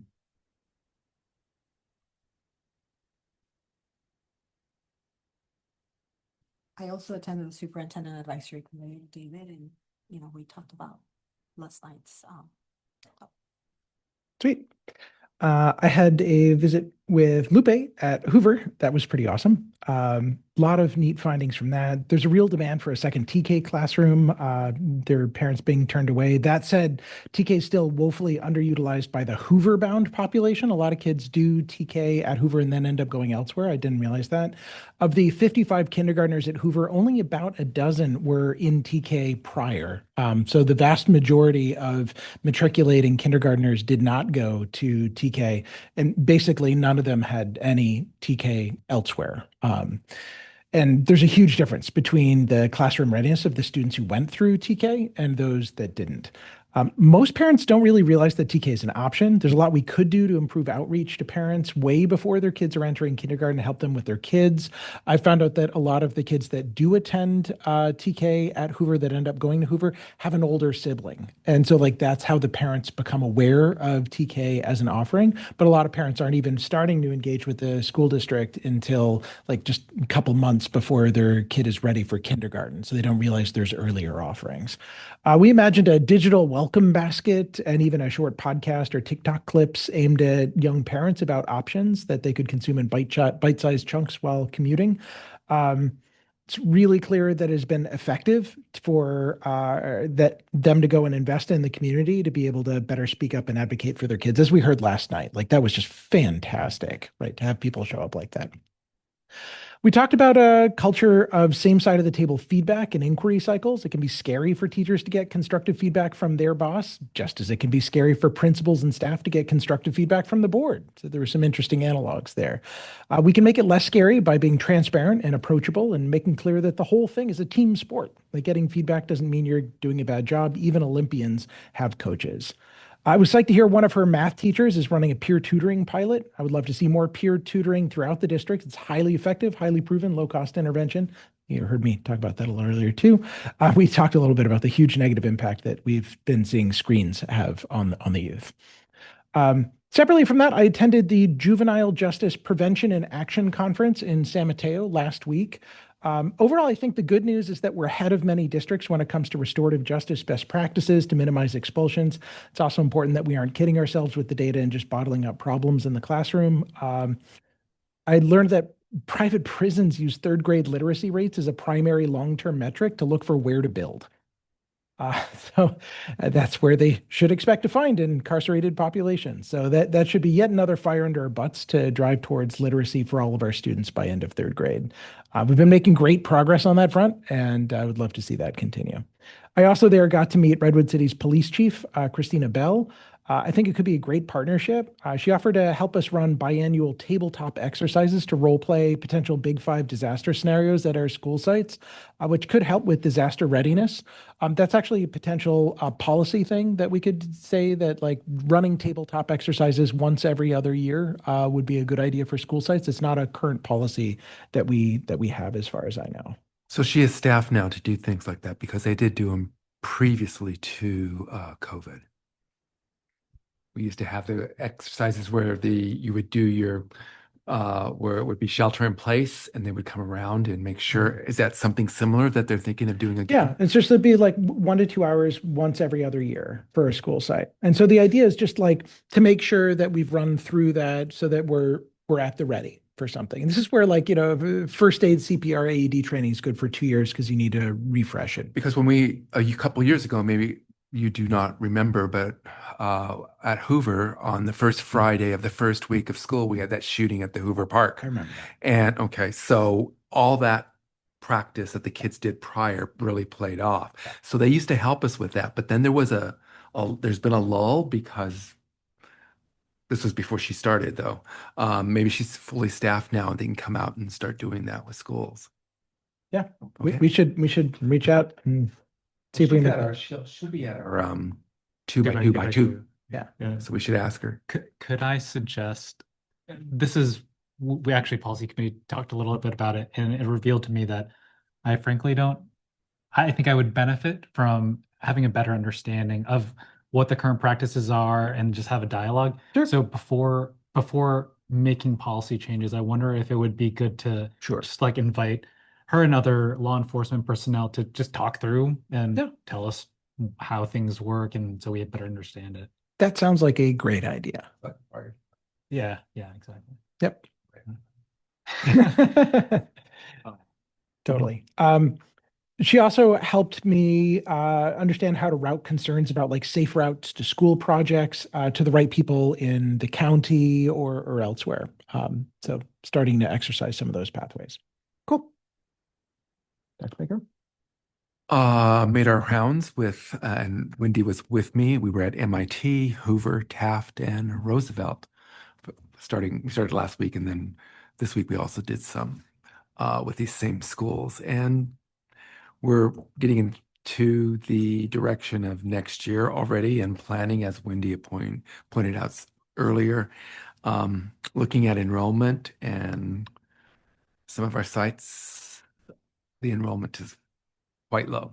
And so as you see us move forward with reductions and so forth, and the enrollment, as we look at it from last week, a week ago Monday, the kindergarten enrollment is low for next year. So it's just a matter of people not coming to California or the United States because of the political realm that we're in at this point in time. Others leaving and going back to their country voluntarily because they feel uncomfortable being here and seeing on social media and on news what is taking place in other states. So it's at this point in time, it is low. It is low. And so that's why we are going in this direction of reduction, even though, as I said last night, everybody will still have a position. There are less students coming into the district.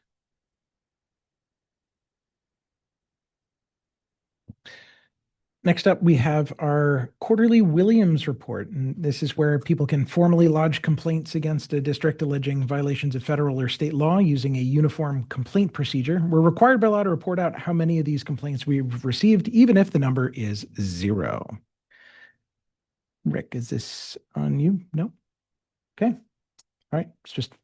It is what it is. There are 0 formal complaints made against the district. Duly noted. Okay. Correspondence. Anything to report? I think there was correspondence related advocacy from an Orion teacher just on the budget situation, but I think the content of it was shared during the budget session. Yep, excellent. Any other correspondence? No. All right. Other business suggested items for future agendas.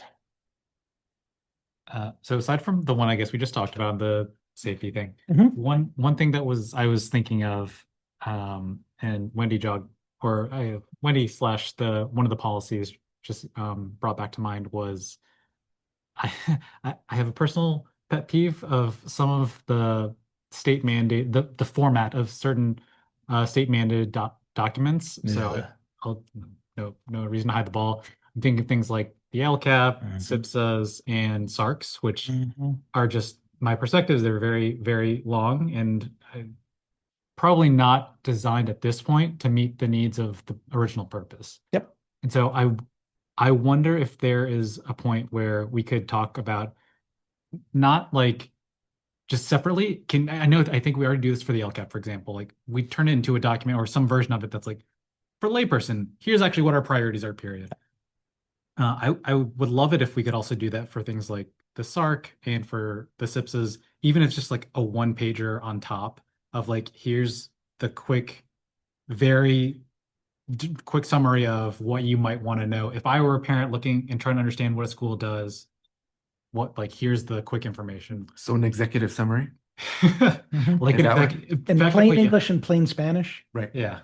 And And my naive question is like, can AI help with this? I don't know. But I think Wendy brought up a good question, which is like, hopefully it sounds good in practice. There's probably also questions of like, okay, what do we actually think are the key pieces of information? So I open a question for others to opine on whether or not that's something to talk about.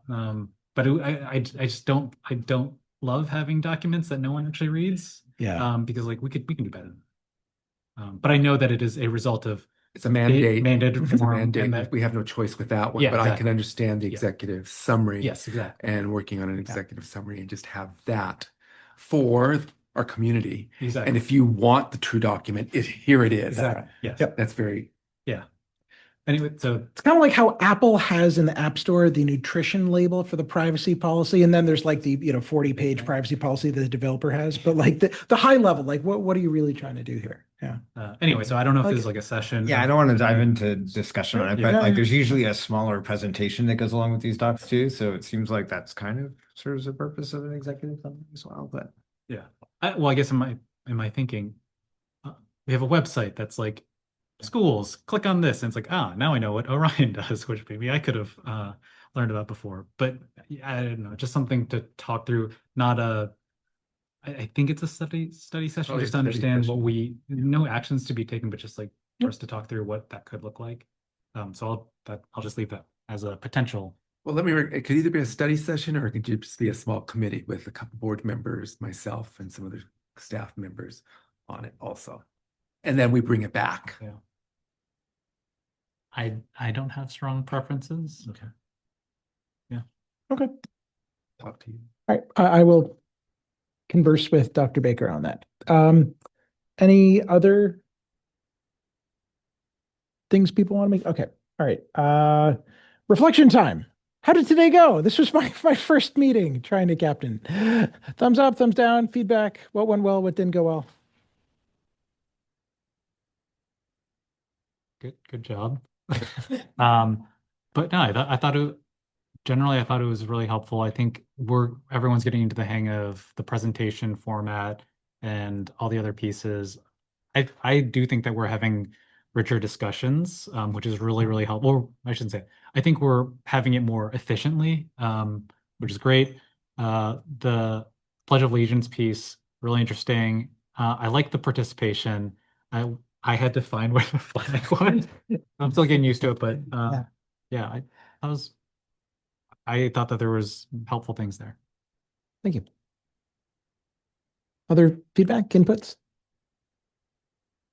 I thought you did a good job. I appreciate the thoroughness of how you're explaining to the public some of the items that obviously I think we think that they know, and so I appreciate that. Thank you. yeah, I agree. There was good discussion on the topics. I do think that there were times where we were veering off topic a bit. So for example, we had a presentation that was about instructional strategies and that kind of stuff, but it kind of like at points was veering into a whole literacy strategy. And I'm not sure that that's really where the presentation was supposed to be geared. So I feel like maybe we should be mindful of staying on the topic that's being presented in front of us and what the experts are that are in front of us and and keeping that discussion there, both in terms of respecting their time and not putting them on the spot, but also just like to keep the overall time for the presentations concerning. Appreciate that feedback. All right. So next up, we have the meeting calendar. And so it's looking like next week we have a closed session starting at 5:45 and our regular meeting starting at 7 p.m. Any other notable changes to the calendar? No new changes. Great. Okay. And with that, that takes us to adjournment. I move that we adjourn. Second. All those in favor? Aye.